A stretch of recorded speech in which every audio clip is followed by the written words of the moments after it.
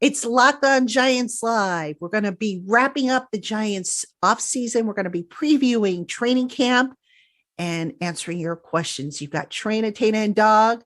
That's coming your way next. You are Locked On Giants, your daily New York Giants podcast. Part of the Locked On Podcast Network, your team every day.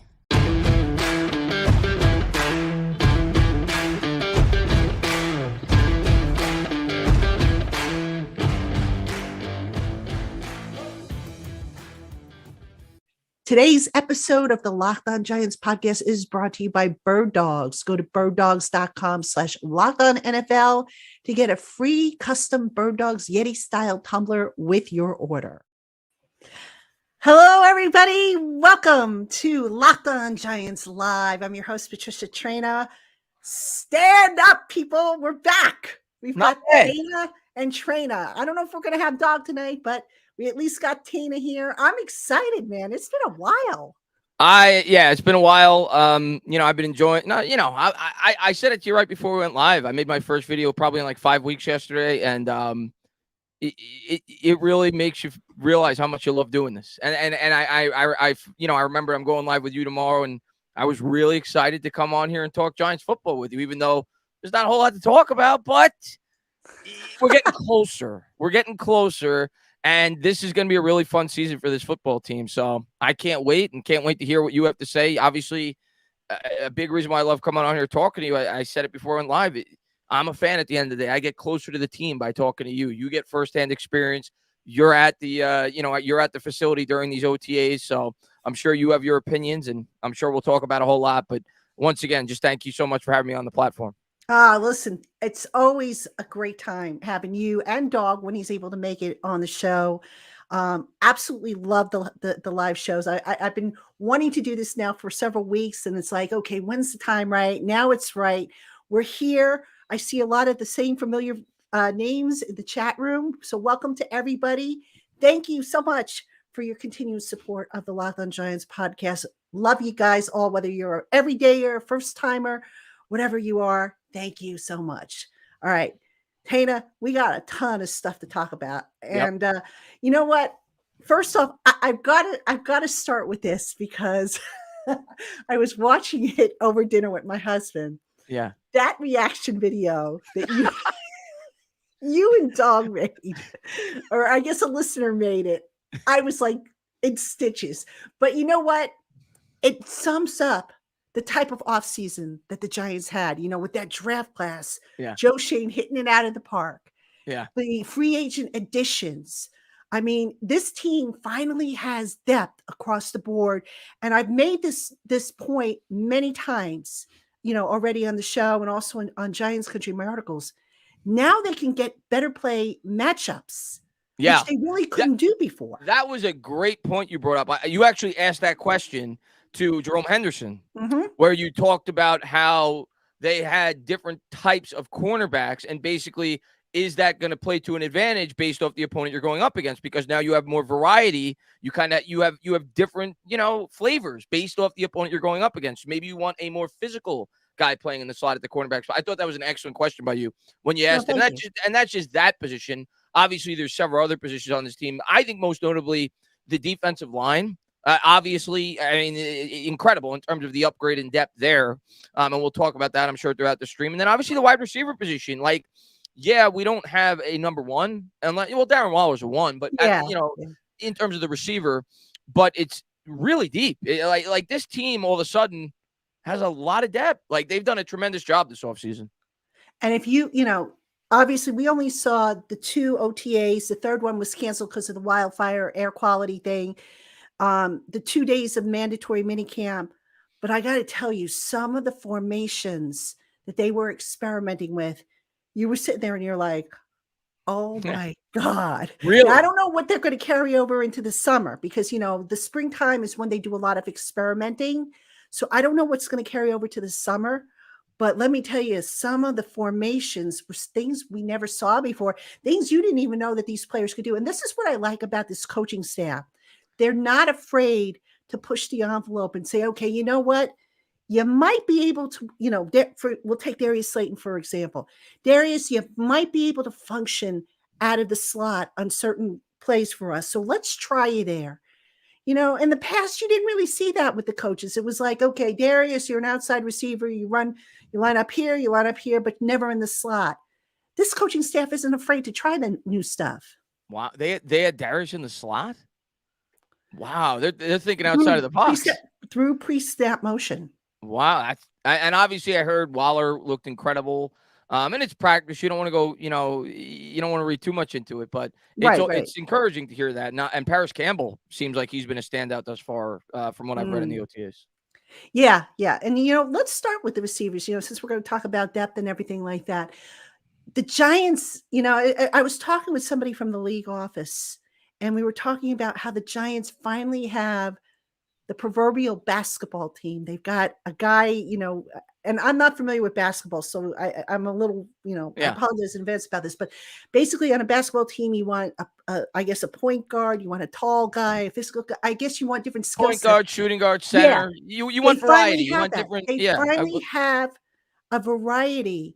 And this variety has allowed Kafka to mix and match. And what was kind of interesting, I thought, you saw some guys working with the first team offense, for example, that you never would have thought would work with the first team. Like, for example, Jashawn Corbin got first team snaps. And everybody was like, oh, wow, Jashawn Corbin got first team snaps. Yeah, because when we got to the mini camp, the goal was, okay, who can line up? Who knows their assignment? Who can execute? So that was the coaches just trying everything out instead of boxing everybody into a specific, first team, second team, third team.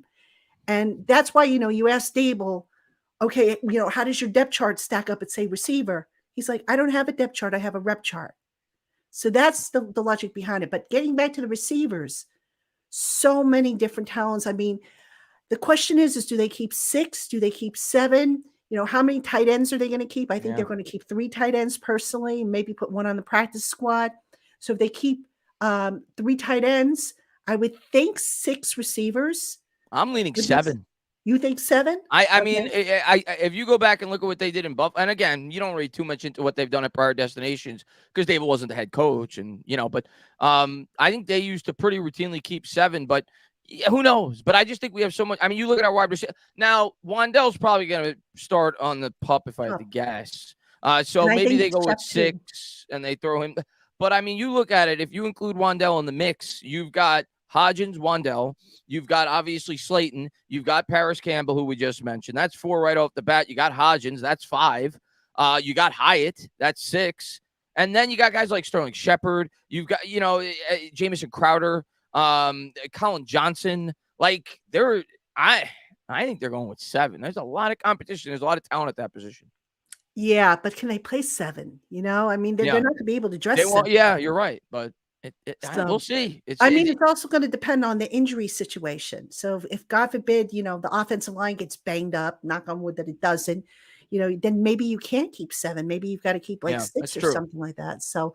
That's certainly going to be a factor there. But, the thing about the receiver, and I'll also say this, one thing I noticed a lot more of that we didn't really see as much, I think, last year, and I have a theory why we didn't see it, way more pre-snap motion in the spring. Yeah. We didn't see a lot of that last year. And just in talking to a couple of people, the impression I got is because last year the offense was brand new and guys were learning it, they didn't want to make it too. I mean, it's a complicated system as is. Right. So now, you throw in the pre-snap motion, all that stuff. And, there was concern that maybe, kind of they dummied it down year one, which makes sense. Everybody's learning on the fly.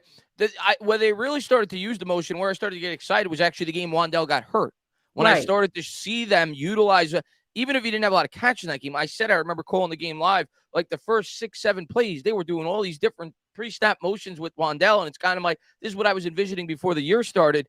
But you're right, it did take a lot of time, and then when he got hurt, that took away that aspect of the offense. But it did take a lot of time for the offense to start to really evolve last year, and that's what I'm really excited about going into this year is they're going to hit the ground running. Like there's not a harder worker than Daniel Jones. So like Daniel Jones, he sleeps with his playbook. Like, there's no doubt in my mind. He sleeps with his play. He's reading his playbook. Like, I listen to the radio sometimes when I go to bed. He's reading his playbook. Like the guy's the hardest worker. You can't get him out of the gym. So he's coming in completely prepared. He's falling asleep at night like this, right? So, I mean, I'm excited. Like, I know that they're going to open up this offense with the pieces they've added, the more familiarity from Daniel Jones, the rapport that he has with Kafka and Dable.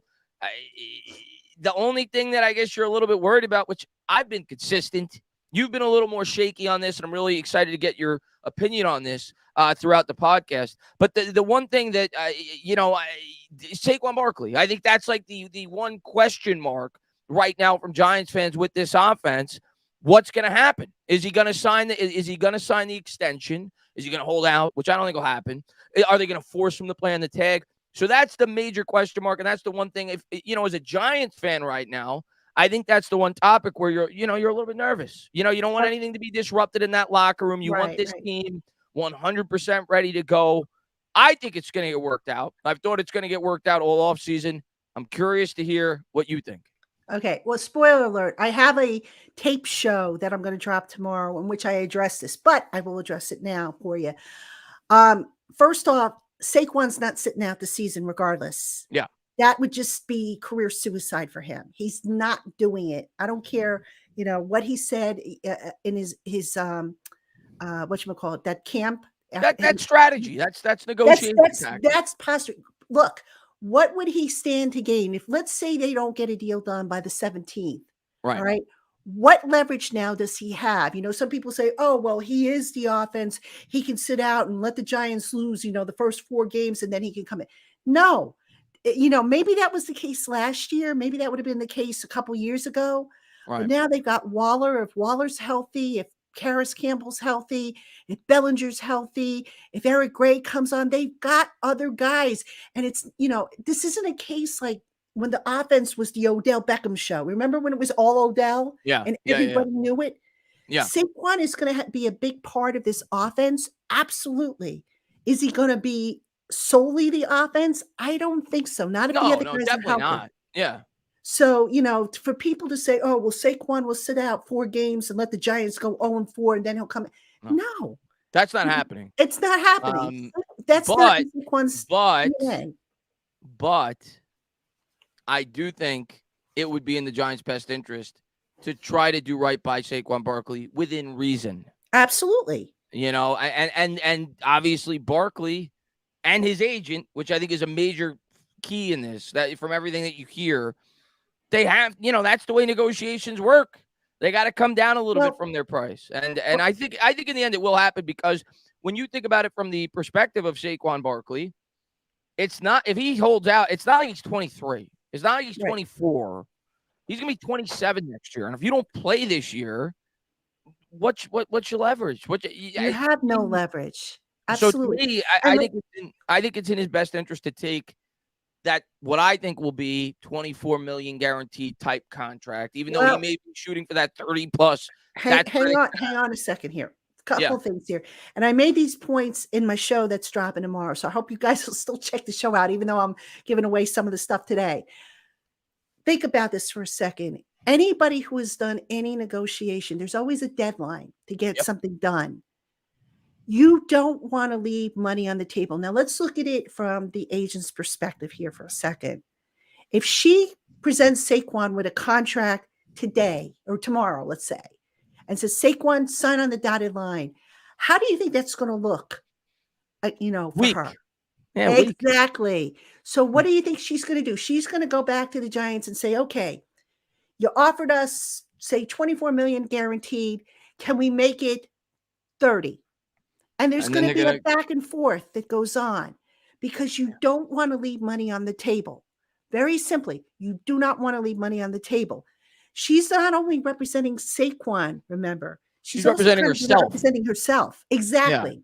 Yeah. All right. So the pressure's kind of on her to get, because this is a really high profile deal for her. Yeah. Yeah. It's a high profile deal for Rock Nation. So she can't just say, oh, okay, Joe, I like this offer. Boom, we're going to take it. Yeah. No, that's why this will probably go down to the wire. Now, once it does come down to the wire, it is up to Saquon, who thus far I kind of get the impression has kind of let her sit in the driver's seat. It's time for him to say, okay, Kim, you've done a great job. I appreciate everything you've done for me. We're not exactly, item per item where we want to be, but we're close. Let's just get the deal done. Take it. I want to get out there. I want to be with my guys. I want to be with my team and put this behind me. That's where Saquon's got to stand up and say, okay, decision's made. We tried. We're running out of time. Let's get it done. And that's why I think Saquon spoke specifically. He kept saying, is it July 17th yet? So that to me said that deadline is in his head, and wherever things are at, unless it's an outrageously, ridiculously lowball offer, of course, wherever they are, he's going to go with what the contract is. And I think the Giants know that. I think Saquon knows it. I don't think Saquon's stupid. He knows he's got the injury history. Yeah. He knows that if he plays on the tag for $10.1 million, what happens if he gets hurt and misses time? There's really, I hate that because I love Saquon, but there's really no, and that's why I think the Giants are going to give him a little more than that, but they're not going to go above and beyond. And if you're Barkley, even if Barkley plays on the tag, let's say best case scenario, for him, let's say not that playing on the tag is the best case scenario, but let's speak about best case scenario after he plays on the tag. Let's say he plays on the tag. He has a great year. Great, similar to last year. He has, 1,800 all-purpose yards. He's great. Is he worth any more the following year? He's a year older. He's 27 now. So if you're Barkley, I think you have to have it in your head.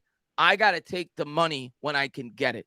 I'm at a position by the, statistically speaking, and maybe I'll be an outlier, but every general manager looks at it. At 29, 30 years old, you fall off a cliff. And next year when I'm 27, I'm a year older to that threshold. So for me, if I'm Barkley, if the Giants come at me with 25 guaranteed, which, yes, had you been able to hit the open market, had the New York Giants not tagged you, you probably would have gotten 30 or 35 guaranteed from somebody. Didn't happen. Right. That you have to live in the reality of the situation. And I think that's when push comes to shove. That's why I think it'll kind of be both sides will be happy. The Giants won't overcommit to Barkley, but Barkley will feel a little bit more of security. That's what I think is going to happen. Yeah, and here's the other thing. I see fans suggest to me what the Giants should do with Barkley. Here's what I could see happening.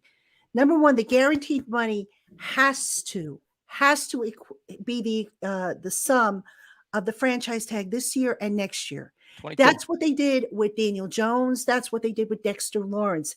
Now with Daniel, they gave him a little extra on top of it. And I believe they did the same thing for Dexter.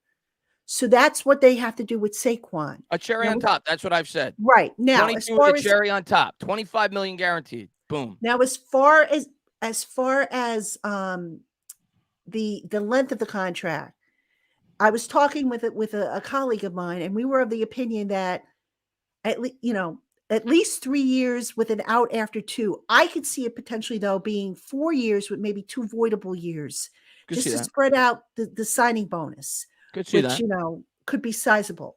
So, 60% at least of that contract, I would think is going to be guaranteed. It's just a matter of what number they settle on. And that, I firmly believe that's the holdup, is the guaranteed money and how it's structured with the payout and stuff. The Giants wanted to throw in all these incentives. Well, great. Every contract has incentives, but when it's too heavy or you have not likely to be earned incentives in there, that's probably where maybe Saquon's side got a little nervous, I would guess. Now, I haven't seen what the proposals are. I don't have the details. I'm just guessing based on how I know contracts are set up. Now, do you think, because one thing that's really interesting to me so far this offseason, and I was excited about, was to see how, and we've talked about this, to see how Joe Schoen was going to structure contracts. Because, you want to know, new GM, obviously signing a lot of big deals.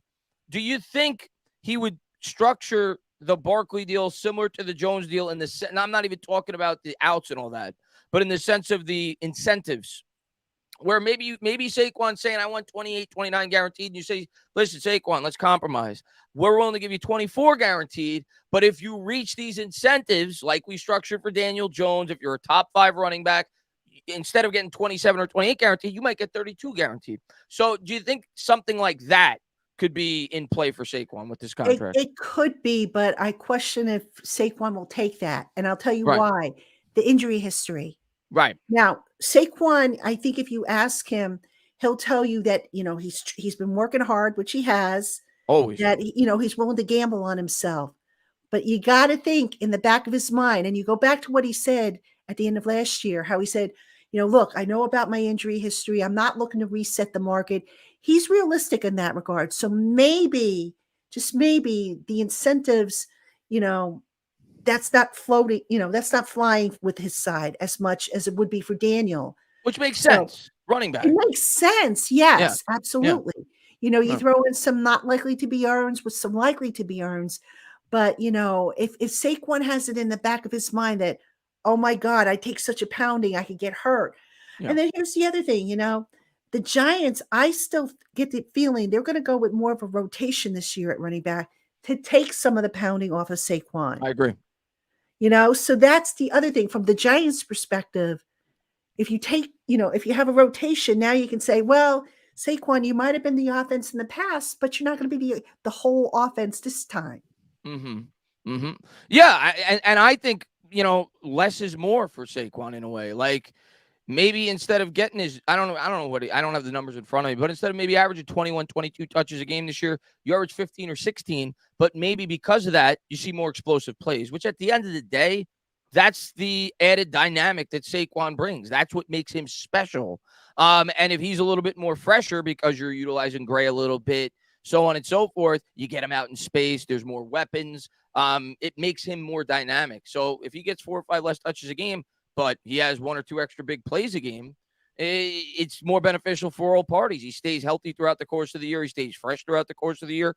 And he does what he's meant to do, which is create big plays for this football team. Exactly. I mean, it's all well and good that they're arguing, look at what Saquon has meant to the team. He's been the face of the franchise. He's been a solid locker room system. All that's true. Yeah. But if you're Joe Shane, you got to look ahead, not necessarily so much back, Yeah. It's like, yes, you reward, for effort, because that's the mantra they actually have put in the locker room. That's why when somebody, I think it was on ESPN, Dan Graziano suggested, well, I don't think the Giants are going to do this, but, if they really wanted to play hardball, you rescind the tag. You do that, you lose the locker room. Yeah. If you not happening. No, it's not happening. Definitely. Yeah. I mean, if they were going to rescind the tag, they should have done it months ago, and they didn't.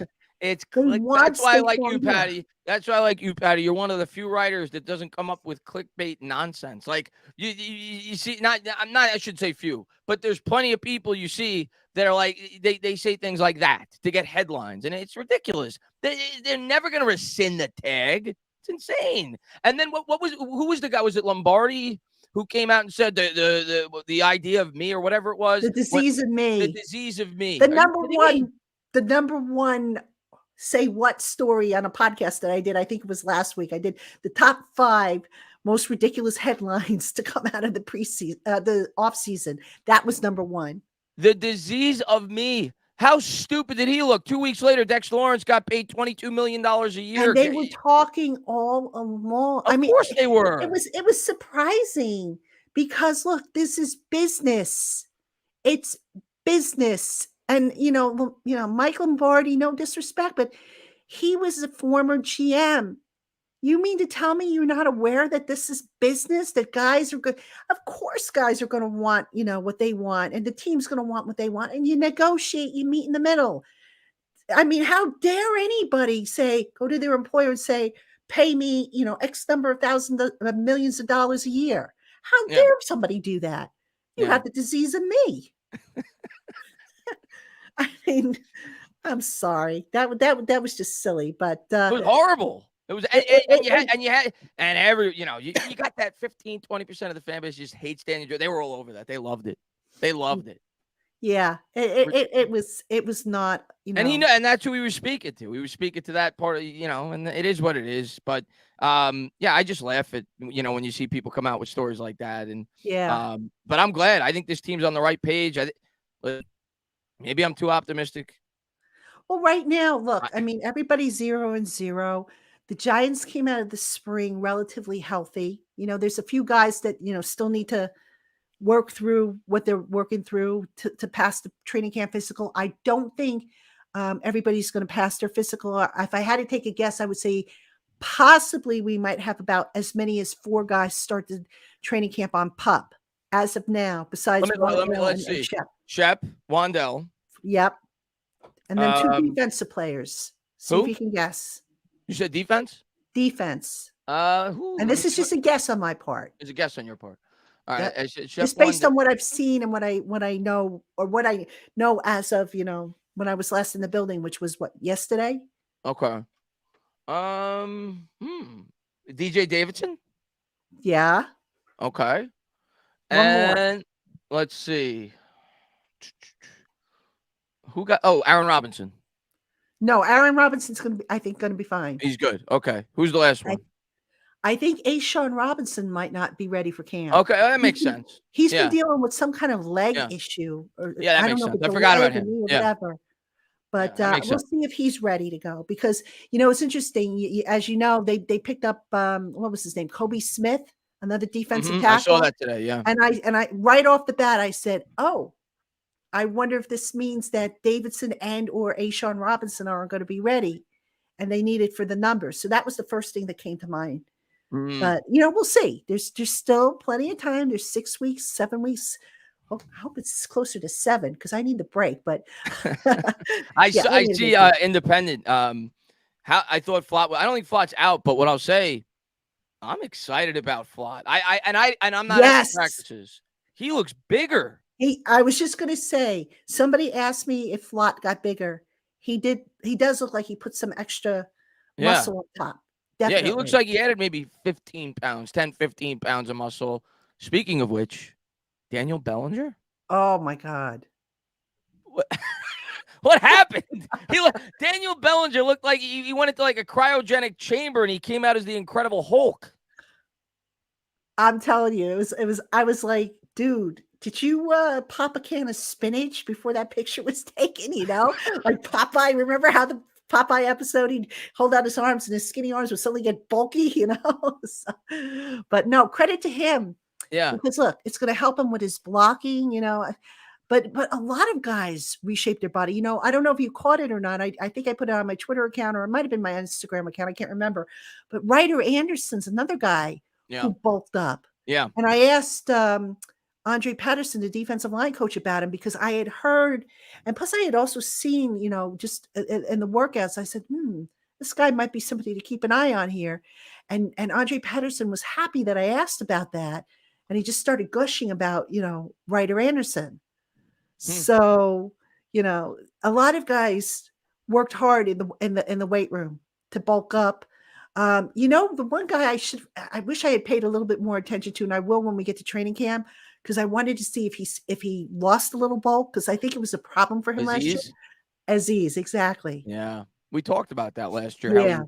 I think he's amazing. We talk about X factors all the time, and like guys that could, you talk about 4 or 5 like guys that if they could step up, it could really elevate the team. I think he's one of those guys this year, because you think about that improved defensive line, you have to figure Kayvon's going to be even better this year. If Aziz can stay healthy and do what he looked like he was on pace to do going into last year, this pass rush, I mean, my God, we might. I don't want to say it. I don't want to get too crazy.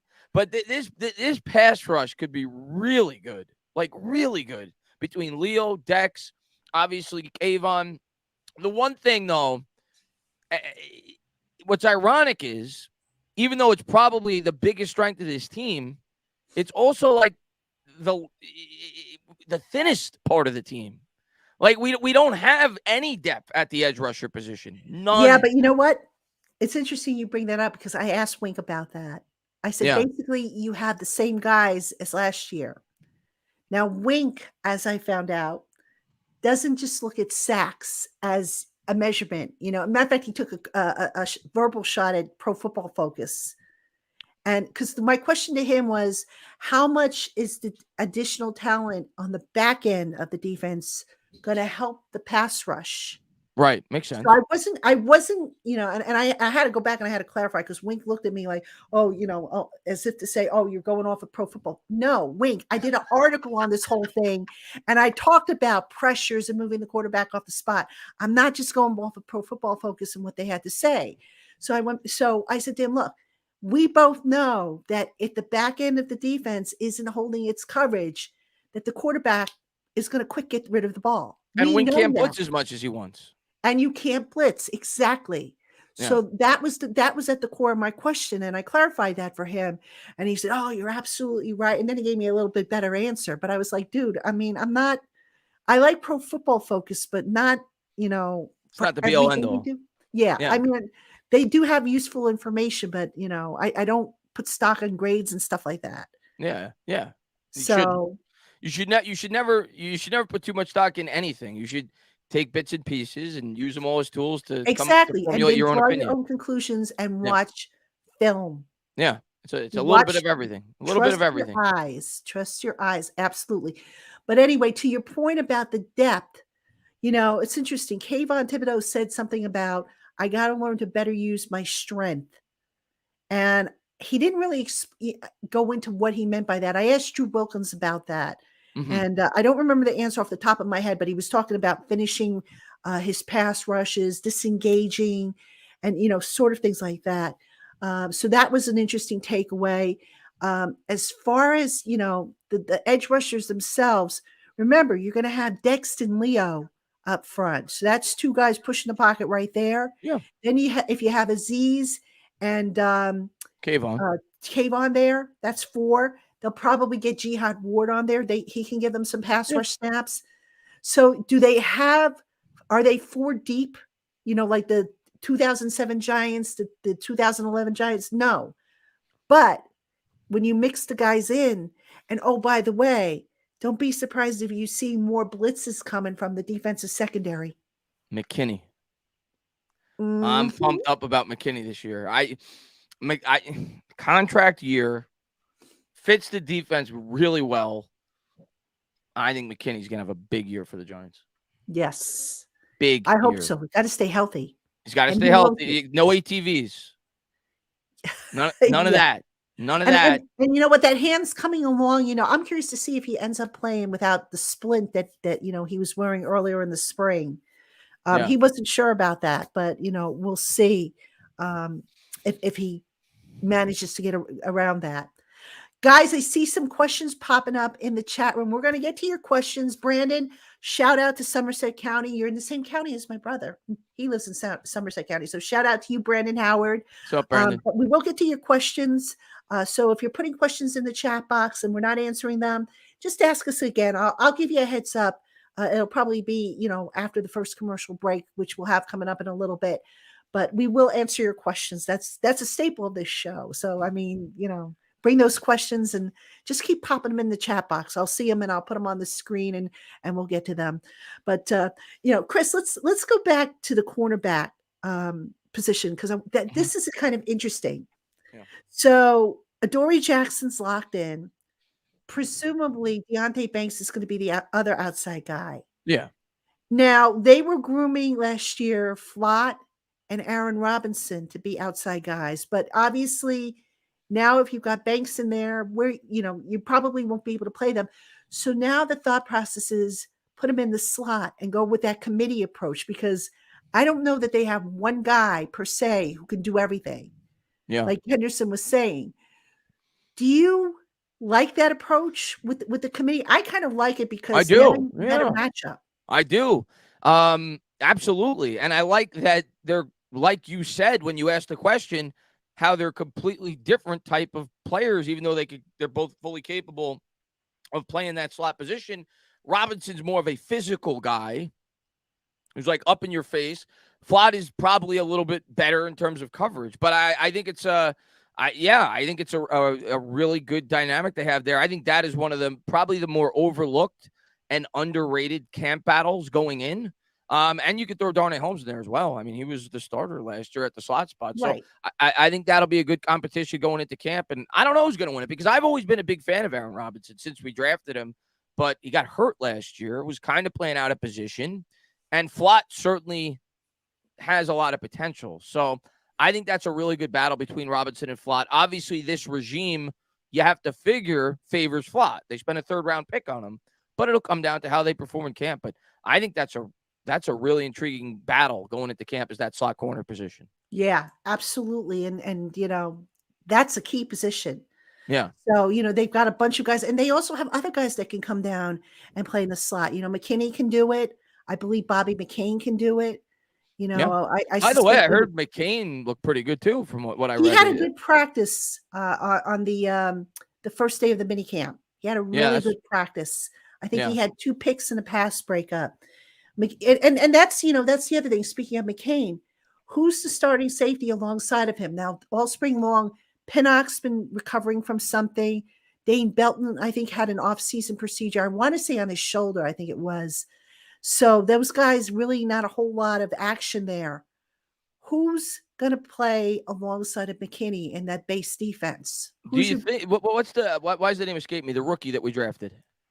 Oh, Javarius Owens. Do you think he has like an outside chance? Like if he had a great camp, because that's a really, like you were saying, they don't have any bona fide starters opposite McKinney right now. If he has a killer camp, do you think he could be like we talk about sleepers, guys that could really surprise and make the starting lineup? I don't think he will. Obviously, I'm not projecting it. I think his main contribution this year is going to be on specials. I do like him, though. From what I've watched, he's physical. Yeah. Do you think if he has a really good camp, he could maybe get some reps early on in the season? I don't see why not. Yeah. I mean, just because he's a rookie, you're going to hold him out?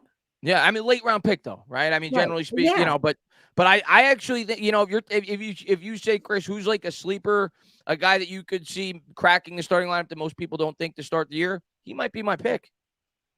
Could be. I'm excited to watch him. Look, there's a reason why they added 3 defensive backs. Banks obviously I think is going to be the starting cornerback opposite of Jackson. I can't see him not winning that job. All right. Safety is still kind of a toss up. So and they've added depth to that position. Yeah. So, and the other thing is, are they going to maybe depend a little less on the safeties? Like, last year they really depended on the safeties because the linebackers were, we know the story about the linebackers. This year they've upgraded the depth at linebacker. Bobby Okereke, he's not coming off the field. I think we can all agree on that. Yeah. They like Gerard Davis. I know some people are like, why do they like him? Well, remember, he came over and he kind of got thrown into the deep end of the pool without any real prep. Darian Beavers is going to compete. Micah McFadden has made tremendous progress. I made sure to watch him, after Wing pointed that out. So he's made progress. So suddenly it's like, wow, they've got options now at linebacker. Yeah. Giants defense. What unit do you think is going to be better this year? Because I don't know. My mind changes every day. Because I think the defense could be really good. And I think the offense could be really good. I'm excited for both units. But what unit do you think is further along, I guess? Well, I think the defensive line is always been the strength of the defense. Yeah. Dex and Leo. Now, Leo had the injury issues, but he came out and he said, I'm healthy. The neck problem is resolved. I'm fine. So Dex and Leo. And then, I think Nacho is going to help out. If Ashawn Robinson is healthy, I think he's going to help out. Ryder Anderson, I mentioned him. Jihad Ward could give you some snaps up front. So the D-line, they're the undisputed kings right now in the defense. The unit that I think might be the most improved, and people are going to say I'm crazy, linebacker. Linebacker. Why would people say you're crazy? We had like the worst linebacking core in football last year. Well, people are like, well, who do they have? I think that unit is probably the most improved. Bobby Okereke is tremendous. Uh-huh.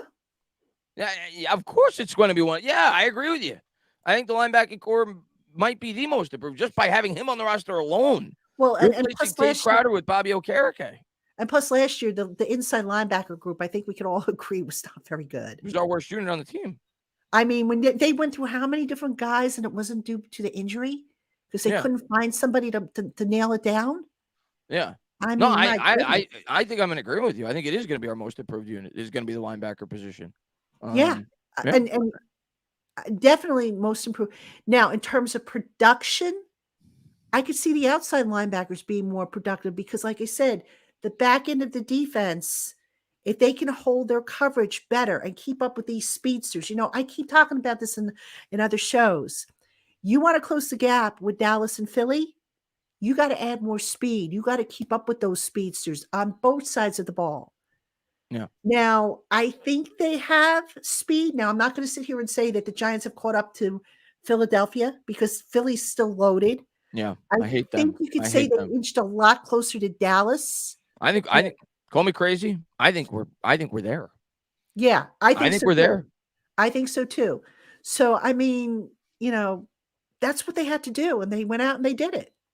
Yeah, I'm just get here. Get me to week 1. Get me to the Dallas Cowboys. I think that's such a good barometer to start the year is to see how we stack up against Dallas because that's the key to the season this year, how we do from within the division.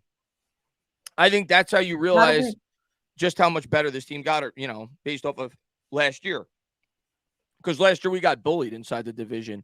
So week 1, we get to really see how much of an improved team the New York Giants have. So I cannot wait for week 1. Yeah, that's going to be actually the beginning part of the season. If you think about it, it's a nice test. Yeah. Well, I think we'll beat Arizona right after without Kyler, but absolutely. You got the 49ers right after that. I mean, that's going to be a real good test. Oh, Dallas, I think, now I'm reluctant to make predictions this far out without knowing what the final roster is going to look like. I think they can take Dallas. I think they're going to beat Dallas. I'm not going to sit here and say that I think they can take the 49ers. Yeah. I think that's going to be a tough one, but I do think they can take Dallas. I think they can take Arizona. I think they're starting 2-0. Okay? Starting 2-0. I mean, think they're 2-1 by the time. Here's my reason why I'm very happy that we got Dallas when we did. One, Dallas has a new offensive coordinator. Usually there's a transition early on in the season. Head coach, by the way. Yeah, usually there's a little transition, right? 2, week 1, you think about this. Brian Daboll has months to game plan for week 1. Like they're thinking about the Dallas Cowboys for months. And I will take Brian Daboll having 2 months to game plan for a game over McCarthy any day of the week. I think we have the better coaching staff. I think the fact that they have the new OC, the fact it's at home, I think it plays in our favor. I think we're starting out with a 1-0 against the Dallas Cowboys. Oh, I would love nothing better. I think it's going to happen. I would love nothing. That would make it worth it. I mean, you know how much I hate night games, but if the Giants beat the Cowboys. What is with the night games? I'm happy that the league's giving us respect. We got like 6 night games. Why don't I like night games? Because when you're a journalist and you have to write on deadline and then you have to podcast and you only have X number of hours to do it, it's challenging. Yeah. I mean, if I were just a fan and just, could sit back and, the game's over, go to bed, and not have to worry about writing and meeting deadlines, I'd be fine with night games. Yeah. Matter of fact, back in the day when I was just a fan, I loved the night games. I used to love hanging out, the electricity and stuff. But now that I have to work it, it's like, especially a Thursday night game, Monday night game. Oh yeah, because it just it makes everything speed up. Yeah. And please don't take this as me belly aching because I'm extremely grateful to be in the position I'm in. But the podcast takes a lot of work. Doing articles over on Giants Country and managing a staff, that's a lot of work. Right. I'm one person and I try my best to do, to give everybody enough quality, but it's tough when you have to deal with night games. So that's why I hate them. Not to mention I'm on YouTube and I hate them. Because after the Monday night game, I stay live till 1 a.m. So I would much rather do it till 6 p.m. Dude, we're up till 3 o'clock in the morning on a 8:50. I mean, it's gotten to the point now where I stay in a hotel overnight for a night game. Yeah. I don't live that far from the stadium, mind you. It's a half hour, maybe 20 minutes if I put the pedal to the metal. Yeah. But I won't do it. I'll go across the street to the what's that hotel? The Sheraton, and I'll go camp out there for the night. And Really? then, oh yeah. You're 20. You wait. You're 20 minutes away from your home. 20 minutes. Yeah. And after a Monday night game, rather than drive the 20 minutes, you go to the hotel. Yeah. That's how exhausted you are. Yes. Why not? Okay, and that's your routine. That's what you're comfortable with. I love it. I respect it. Dude, I'm not 21 anymore. If I were 21, why not just get an Uber? It. Why if you don't feel like you said it? I'm sure you don't pay for the hotel. No, my business does. Yeah, of course. But here's the thing, Chris. I mean, I'm not 21 anymore. When I was 21, I could stay up till 4 or 5 o'clock in the morning and not bat an eye. Right. I'm lucky if I can make it to 1 o'clock in the morning now that I'm older, you know? So, and here's the other thing. The day is long. I mean, for a night game, we're getting there around 4 o'clock, 5 o'clock, and we're not getting out of there until 2:30 in the morning. Right. That's a long day. It's 10 hours. That is a long day. So for me, if it takes me 5 minutes to get across the street to a hotel and I can get right into bed, and that's that extra 15 minutes it makes a difference. Save is worth it. You keep Sheridan in business. Yes. I love it. You're welcome, by the way. All right. Enough of my belly aching. But anyway, that's the reason why I'm not a big fan of night games. So, but anyway, all right, everybody. Now, on that note, we might as well just take a break. When we come back, we're going to start looking ahead. We've already started looking ahead. And again, if you have questions for us and we haven't answered them, pop them into the chat box and just keep popping them in. I'll try to get to as many of them as I possibly can. But stay tuned. We're going to take a quick break. Hey, Giant fans, if you're looking for some pants or shorts that offer good fit, are made of high quality materials and just make you look good, then you got to check out Bird Dogs. They fit way better than regular shorts made of that stiff, restricting cotton. And they use a special fabric that keeps you cool and dry all day long. My husband absolutely loves his Bird Dogs and he wears them regularly when he's outside, when he's working from home, whatever he's doing. And he has them on, as a matter of fact, today. And he made a point to show me that he had them on and how comfortable they were and how much he's really enjoying them. So right now, if you want to get your own pair of Bird Dogs, head on over to their site. And when you order from Bird Dogs, they will throw in a free Yeti style tumbler. That's right. This tumbler is free with your order of any Bird Dog product. Just go to birddogs.com/lockedonnfl and you'll get your free gift. Again, that's birddogs.com/lockedonnfl for a free Yeti style tumbler. Check out Bird Dogs, folks. You won't want to take them off. We promise you. All right, everybody. Welcome back to Locked On Giants Live. You got Traina and Tainah tonight. Dog is missing in action, but that's okay. He'll show up eventually. Okay, we're fine. We're fine. Does your husband really wear the Bird Dogs? Yes, he does. Yeah.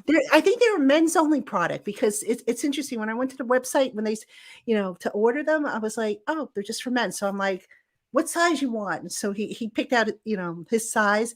They're really neat. They're neat workout shorts and this tumbler that I grabbed. This I had to grab, the tumbler. This thing is great.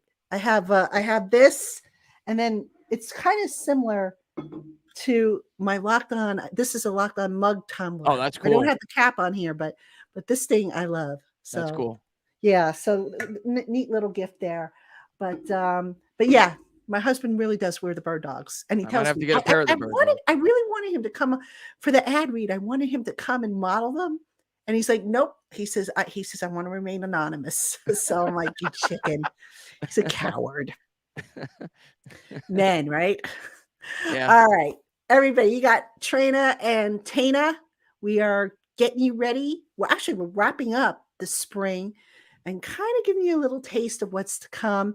Tainah, one thing we didn't talk about in the last segment is the offensive line. We've got to Yeah. talk about the offensive line. You know, I love 300-pound men. So, I mean, Evan Neal's a question mark. Has he made enough progress? Yeah. Who's going to be the starting left guard? Who's the swing tackle? Is Glowinski going to play a little bit better than he did last year? Is John Michael Schmitz going to be okay, starting out of the chute? Quite a number of questions on the offensive line, wouldn't you say? It's the biggest key to the season. I mean, it just is the biggest key and it is every season if we're being honest, but it's the biggest key to the season. You could have the best weapons in the world. If you can't block, doesn't mean a whole lot. We saw it Saquon Barkley's rookie year when they had Odell and Saquon. You can't block, so at the end of the day, and everybody's been saying it because Giants fans are smart, intelligent fans. Most of us, and everybody's been saying it on Twitter. The X factor to this season is Evan Neal. He's got to step up this year, and I think he will. But we get those two tackles sewn up, this offensive line is going to look a lot better. And obviously, the interior is a huge question mark. I'm excited about JMS. Can't wait. But he's a rookie. So a little bit of a transition there for sure. You probably figure he's going to be shaky at least the first half of his rookie year. And then obviously the guard spot, who knows? I mean, you got to figure Glowinski probably gets the first crack.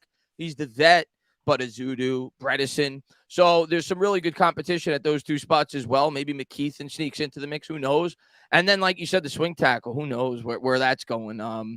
That's, we could probably use a little more depth there. But, the offensive line is crucial to this season. If they could even become an average unit, this Giants offense is going to be top 10. If the offensive line is a average offensive line this year, there's no reason to think the Giants won't have a top 10 offense. They had the 15th ranked offense last year, 17th in points, 15th in yards. Why wouldn't they be top 10?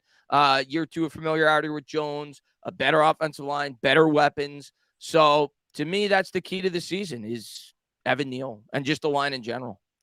Well, Evan Neal, definitely. Now, one thing, and I talked, I had Willie Anderson on my show a few weeks back. Willie Anderson worked with him, and Willie, he was fantastic, by the way. If you guys haven't seen that show, I do recommend you check it out. It was had to be, I think, in the beginning of May, I think I might've done it. But anyway, Willie spoke about how you got to remember Evan Neal in his final year of college played on the left side.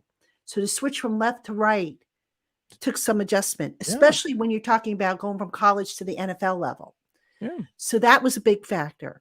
Finding a comfortable stance because Evan is so tall, that necessitated a little, change up, if you will. But they worked on different snaps, and Willie worked in cooperation with Bobby Johnson, the offensive line coach, so that they were on the same page. This wasn't a case of Evan Neal going off and, working with a trainer that had totally radically different philosophies than what the Giants were teaching. Right. So Evan Neal, he looks a little bit bigger up top. He said he feels a lot more comfortable with what he's doing. So, that is the big X factor for me. Now at left guard, we'll talk about left guard what I think they want to do there is have Joshua Azudu be the starter. That's the impression I get. I hope so. Now, will he be ready? I don't know, because remember, he lost half of his rookie season because of the neck injury, which, by the way, is healed, by the way. Good.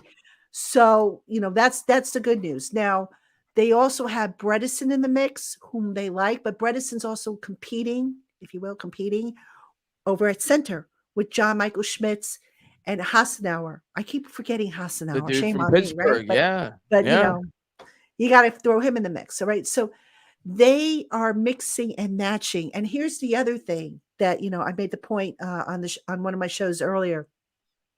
If you see the Giants rotating a guy at a position, remember how Joe Judge used to rotate guys and said, oh, that was to get them experience?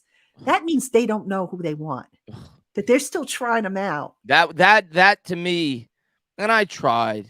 I did. You want to believe as a fan, you buy in. So I rode the Joe Judge train the first year, but that was the one thing to be his first year that really made my ears stand up. I'm like, what are they doing? Well, I understood why. Somewhat. When it continued into the second year, that's when I was like, okay. Yeah, the most important thing for an offensive line is continuity. Like, you keep subbing guys back in and out in musical chairs. Like, how are they ever supposed to develop as a unit? So They won't. They won't. You got that, and that's been that's why I'm so excited we drafted JMS. We only had you got to go back to 2017 since the last time we had the same center the year before. Weston Richburg.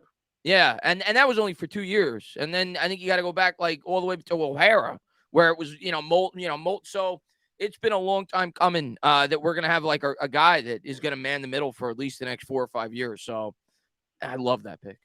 My everydayers, those of you who've been watching me every day, how many times did I implore Joe Shane, not that he listens to the show or watches the show that I know of, but how many times did I say, get a permanent center in here? You just invested in Daniel Jones. He's going to be your starting quarterback for at least the next 2 years, if not the next 4 years. Enough with the revolving door at center. How many times did I say that, right? I sounded like a broken record after a while. They finally did it. They had to. Just because you sound like a broken record doesn't mean you're not right. I've sounded like a broken record for the last 5 years on YouTube because it's obvious. Line. And I'm going to keep saying line until we get the line right. And I think it finally, I don't think it's right yet, but I really believe it's step closer. We're going to have a really good line really soon. It might not be this year, but it's getting there. And when we get there, big things are going to happen. Yeah, and the other thing is, they're going with youth. You want that line to grow old together. And it's good the way they're going to set it up. Next year Thomas will probably get paid. They're setting it up. They got a rookie now. Schmitz is going to be on a rookie contract. Azuda will be on a rookie contract, but he's a year ahead of Schmitz. So it's set up in such a way where you don't have 5 contracts coming up for renewal in one shot. And now you got to pick and choose who you keep and who you let go. Yeah. Yeah. So I like what Shane is trying to do there, but is that line a complete project? That remains to be seen. And even Kafka said, look, we're rotating different guys. We're looking at different guys. And you won't be able to tell with the offensive line until they put the pads on. That's just the bottom line. Of course. That's just the bottom line. Week 1, preseason, you can't tell. Week 1, that's when you're going to know. And you're going up against Parsons week 1. So you're really going to know. So it's good test. Yes, that's a really good test. Well, you know what? That's part of the reason why I think they're going to go scrimmage against the Lions. The Lions have a pretty good defense too. And they have a really good offensive line. The Lions. So that's going to be something to keep an eye on. A lot of people are like, big deal. It's a joint practice. It's a controlled environment. It's controlled because the coaches can adjust the intensity level and what is done. And don't think for a second that, Brian Dable and Dan Campbell won't get together and sit and map out what they want to test for each other. Yeah. Yeah. That's a good point. So, too bad they didn't work it out with the Jets, but they're going to play the Jets this season. So I guess that made sense not to do it, but the Jets have a real good defense too. Jets have a real good team. Jets are going to be good this year. I think. You think so? You think? Yeah, I'm not Super Bowl good, but they're going to be good. I mean, they're talking like they're going to go to the Super Bowl. What is that? They're talking like they're going to go to the Super Bowl. Well, I mean, what do you expect of the Jets? I mean, make the playoffs first, then let's talk Super Bowl. They ain't Super Bowl good, but they'll finally break the streak of not making the playoffs for 12 straight years. I can see that. Yeah. But get into this playoffs first, and then you can talk about Super Bowl. Yeah, Until then, relax. Relax, man. I mean, goodness, I appreciate the confidence, but relax. That's like people saying, "Oh, the Giants are going to go to the Super Bowl." I don't think the Giants are there just yet. Not yet. Are they going to be better? That's the question. And speaking of which, Chris, do you think the Giants are going to be better? And how would you define better? Are you going to base it off of wins and losses? No. Or are you going to base it off of something else? I mean, obviously, I want them to win more games, but I think that, the Giants could end up winning 7 or 8 games this year and be a better team. I think we're going to win more than that. I want to preface it by saying that. I think I have us at 9 or 10 wins, but the measuring stick for me really is how they play from within the division. That to me is how you really are going to see how much better this team got, because if you just look at the scores last year, you're like, wow, Dallas didn't kill us. They killed us. Go back and watch those games. They killed us. Only beat us by 7 or 8 both games, whatever it was. But that first game, I mean, Daniel Jones was pressured 25 times in one game on like 27 dropbacks. The second game, we scored a garbage time touchdown. Otherwise, we would have lost by 15. They completely dismantled us that game. And obviously, the Eagles games, I don't need to talk about. I just don't. So to me, that's how you measure how much better this Giants team got. I think there's still a gap with the Eagles, but can they close that gap with the Dallas Cowboys? Can it be ultra competitive? Can they take a game against Dallas? That, to me, is my measuring stick for how much better this team got this year. Agree. Because, look, if you want to really make waves in the postseason, you got to start in your division. Mm-hmm. And I want to say, was 2016 the last time the Giants had a winning record in the division? Am I right with that? Probably. Well, yeah, they swept Dallas that year, so obviously they did. Yeah, I think you're right. 2020, we only won 6 games, but I think we did sweep Washington. I think we went 4-2 that year, the first year with Judge, because we beat the Eagles once. That was 2020. Yeah, we beat the Eagles once. We beat the Cowboys without Dak, and then I think we swept Washington. So I think we actually went 4-2 that year, maybe with 3-3, but I think we were 4-2. Okay. I mean, yeah. it was but the division was horrible that year. It was literally like the worst division in history. Yeah. Now the division is, it went from being the NFC least to now the beast again. Yeah. So, I know, wins are wins and everything like that, but I'm almost tempted to throw that out, that record, because it's like the NFC East was just atrocious that year. So I'm going to stick with 2016 as being the last year. That's like a true winning record from within like a legitimate division. Yes. Yeah. Now here's another measuring stick for me. Tell me if you agree. There were way too many one-score games last year. I'd like to see the Giants maybe start winning some of these games by 2 or more scores. It's not going to happen. It's the Giants. Even when the Giants are good, they make you sweat. But I agree. I want blowouts. That's the way you want it. But you could look at that one of two ways. One fan may look at it as that's not sustainable, which is true. Like, you can't expect to continue to win in the fashion that the New York Giants did. In terms of the frequency, you're going to win some of those games, but they were incredible last year in those really close games. So it's hard to be to continue to do it. So you can look at it from that aspect and say, well, they're due to come back from the mean. But the other way you could look at that is they're battle tested. This is a team that knows how to win close games. So that'll be interesting. I don't necessarily look at that as a negative. I actually kind of look at that as this team, this coaching staff knows how to win in tight situations. So I don't know. That could be a positive. That could be a negative. It depends on how you look at it. That's an interesting perspective I hadn't thought of, but I guess just, again, for selfish reasons, just blow them out. So I don't have to keep changing leads. I say every time, Patty, when I do a live stream, I want to be talking about movies by the fourth quarter. I want to be up 30 points. Hey, did you see the new Terminator? I don't want to be talking about the game. I want to know what's on ice. I want to be smoking a cigar, but that's not the Giants. We know that. It's never the Giants. No, you're right. It's never been their way. I can't remember recently. The only time where the Giants, since I've been watching the team, bullied teams was 2008. And then Burris, shot himself. Yeah. There goes your happiness. There goes your happiness as a Giants fan. There goes your that was the one time we got to feel like the New England Patriots or the Kansas City Chiefs. But, a bullet to the foot changed everything. Yeah. But they've never done it easy. Even during their Super Bowl years, never did it easy. I know. Just once, though, I'd like a season where I don't have to worry about it.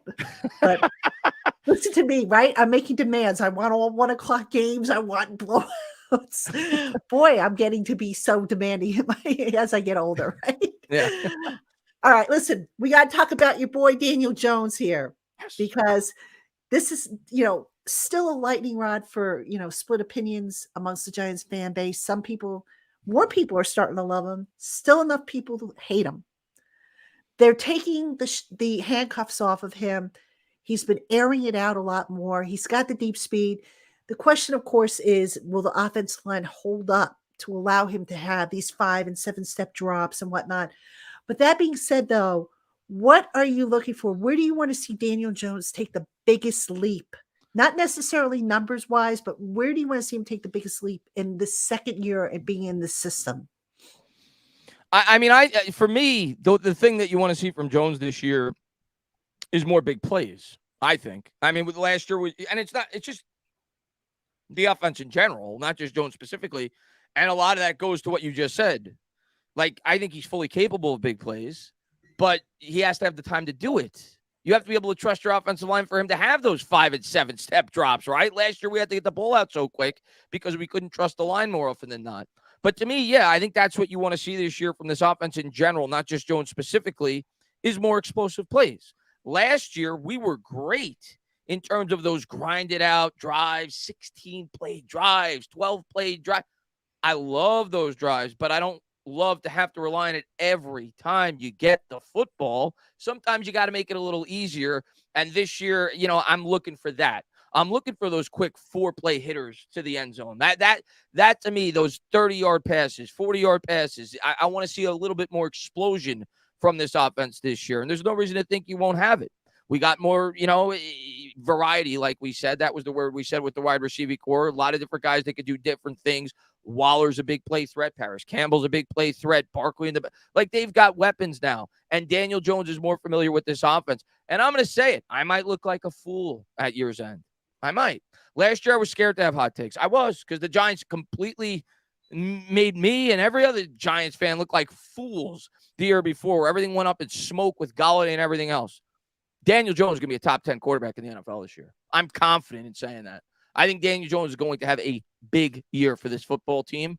And I think he's going to start to get the respect that he deserves around the league, because the production is going to go up, because now he's finally starting to get some help around him. He's starting to be able to play in the same offense for the second straight year, an offense that actually knows what they're doing with Kafka and Dable.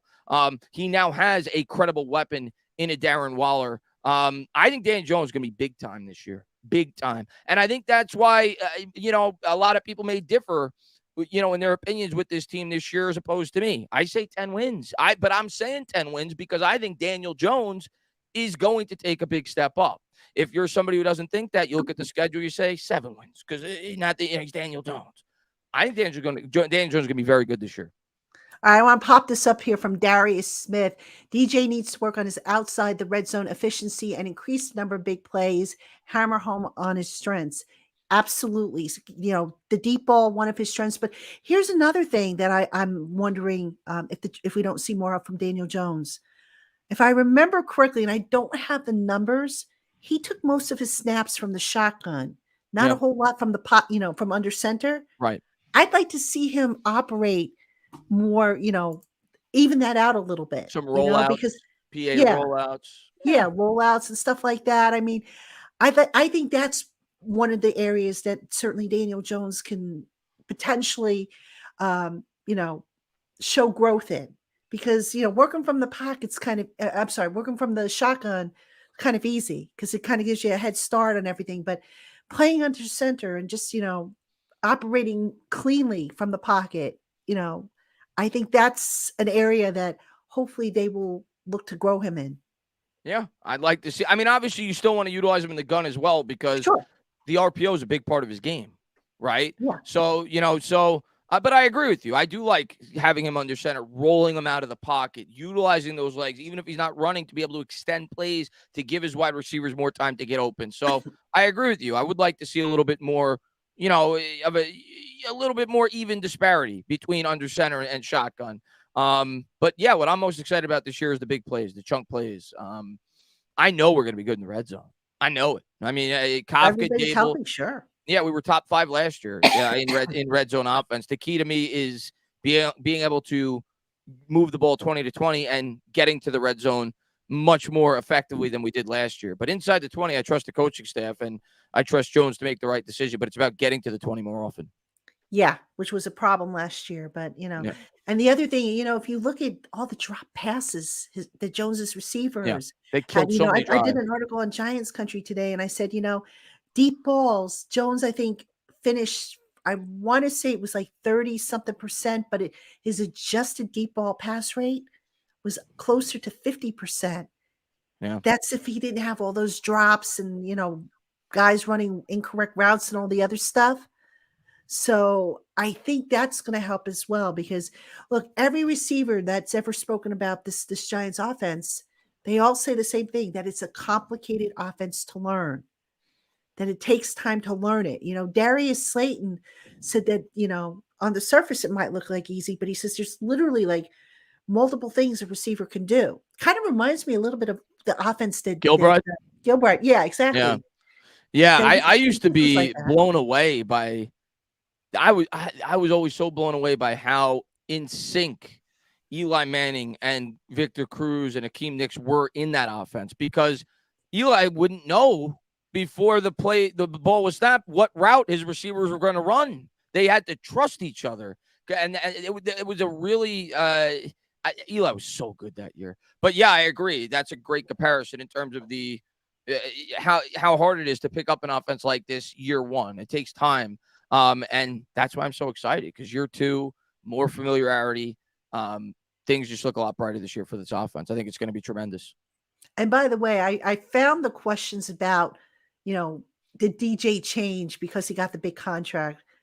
I know why they were asked, but I kind of found them interesting, to say the least, because I'm like, DJ is so hardwired to be a workaholic. I mean, he learned from Eli, Yeah. and Eli was like that. And I don't think Eli ever changed, when he started getting paid. So I get it. There are some guys that do change when they get the big contract. They say, okay, I'm set for life. I don't have to bust it myself as hard as I. No, DJ's not like that. And Yeah. I just found it funny that became part of a story, because it's like you could see that the guy is busting his hump. I mean, why else would he be having passing camps? Why else would he be, working on bulking up and everything like that? It just, if he didn't care, he wouldn't do this stuff, right? Or Yeah, am I he's a hard am I worker. wrong? He's a hard worker. And I think that's why fans, there's a large portion of this fan base that has fallen in love with this guy because they see the work ethic he puts forth. They see how respected the players that play for this football team, how much they respect him. And they have firsthand experience. They know a lot better than you or me, right? Well, obviously you're there, but they play with the guy. They're in the huddle. You could tell how much they respect him as a player. They respect his work ethic. Kind of like Eli, he always shoulders the responsibility, doesn't point the finger, never shows anybody up for the most part. So he's hard not to root for. And I just hope this year he really starts to get respect from around the league. And I think he will. But as well as I do, until the guy's throwing 50 touchdown passes, people are going to rag on him. Until he And wins the Super Bowl, and yeah, even for me, that, I suspect. just I win mean, games. I still got people coming at me saying, "Oh, you're going to be sorry. You're going to look stupid when Daniel, wets the bed." I said, Yeah. "Really?" I said, "Are you going to show up if Daniel doesn't wet the bed and say that we were right?" And that's the other thing I don't understand. How can people call themselves Giant fans and root for the guy to flop? Can you explain that to me? Can anybody explain it to me? I'll explain it to you. I'm not saying all of those people, but if you're rooting for him to flop, you're not a Giants fan. You're a fan of yourself. I feel like there's some fans that are almost they'd rather be like an analyst than a fan. They'd rather be like, I told you so. I told you he was going to stink and just rub it in people's faces rather than see the guy go out there and win football games. And I think there's a lot of that, not just with the Giants, but fan bases in general. Like people would almost rather themselves be right despite the team being successful. I don't get it. I don't get it either. And sometimes I see people they have nothing better to do. They go back in my over 200,000 tweets that I put out since I've been on Twitter to find something that I wrote 2 or 3 years ago that might have been true at the time. And they say, "Well, you said this." And I'm like, "Yeah, because at the time it was accurate. It's been 2 to however many years, and you're bringing it up now. Why? And moreover, who has that kind of time to go through 200,000 tweets? I don't get it. I just don't get it. Yeah. I'm sorry. That to me is the lamest thing. And I've never. I think we lost Tainah. He froze up a little there.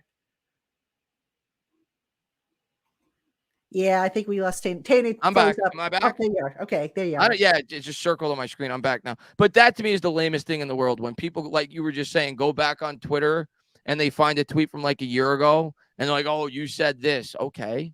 Like as if I can't change my opinion. As if sports isn't based widely on emotion.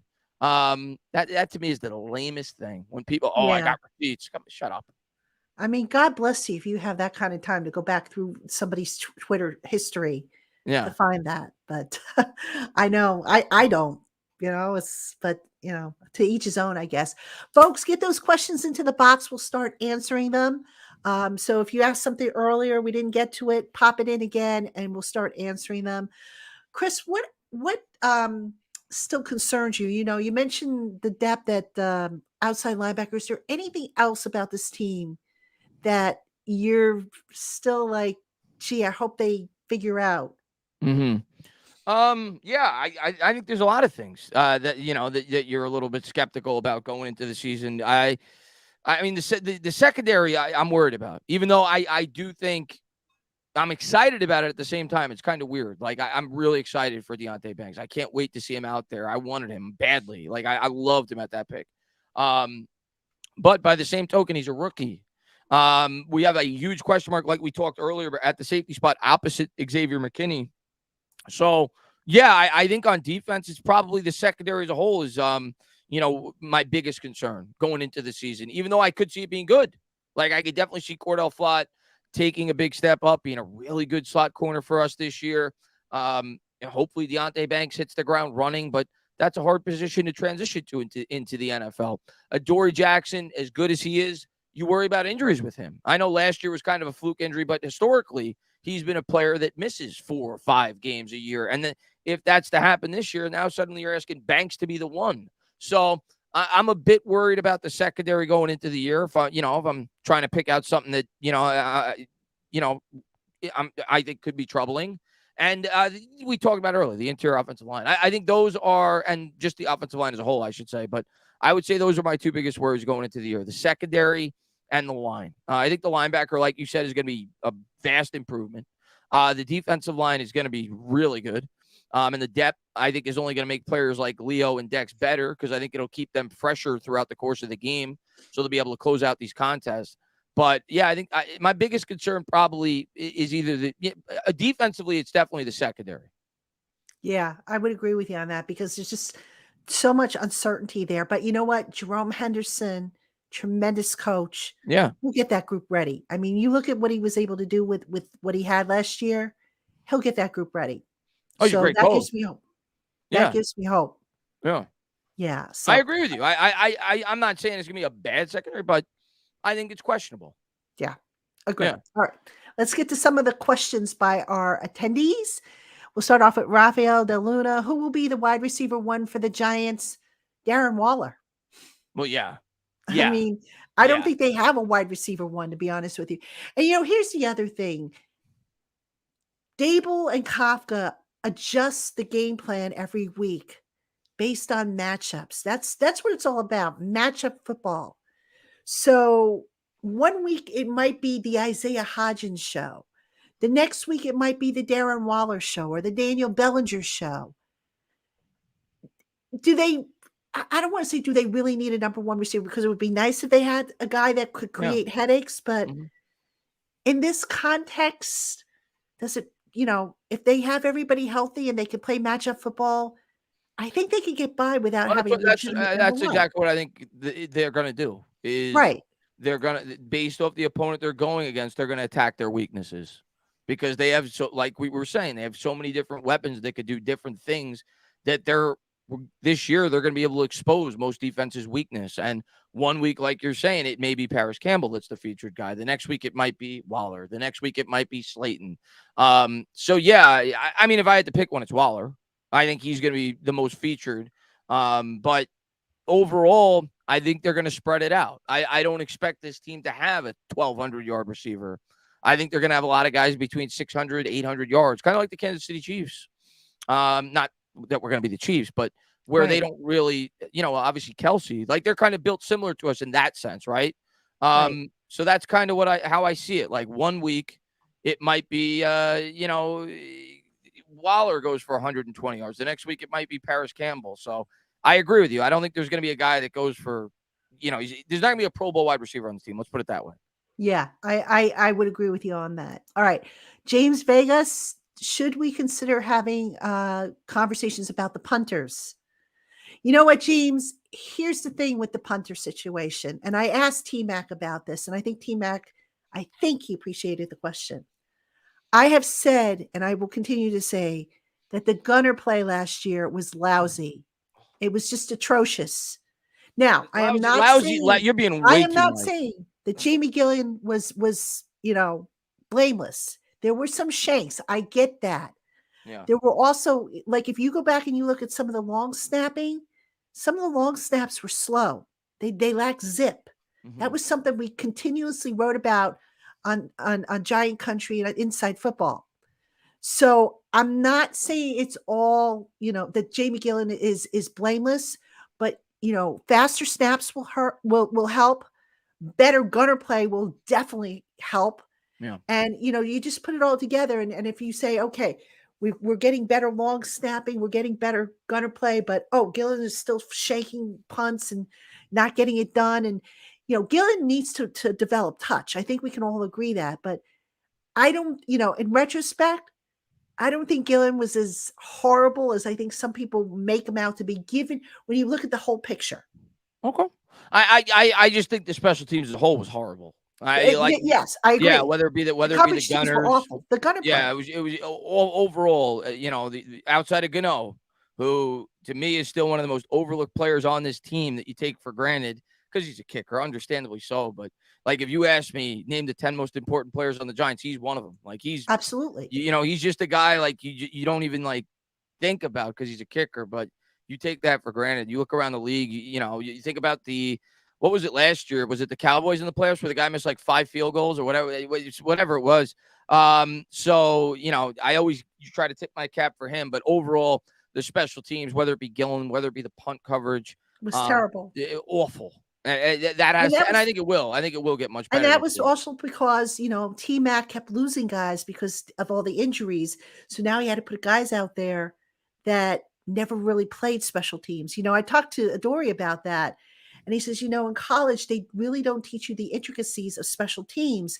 Here, you learn that. And it's like, he says it's like learning conversational Spanish and then learning the deep, the intellectual part of Spanish, Like, it's a whole new vocabulary, a whole new world.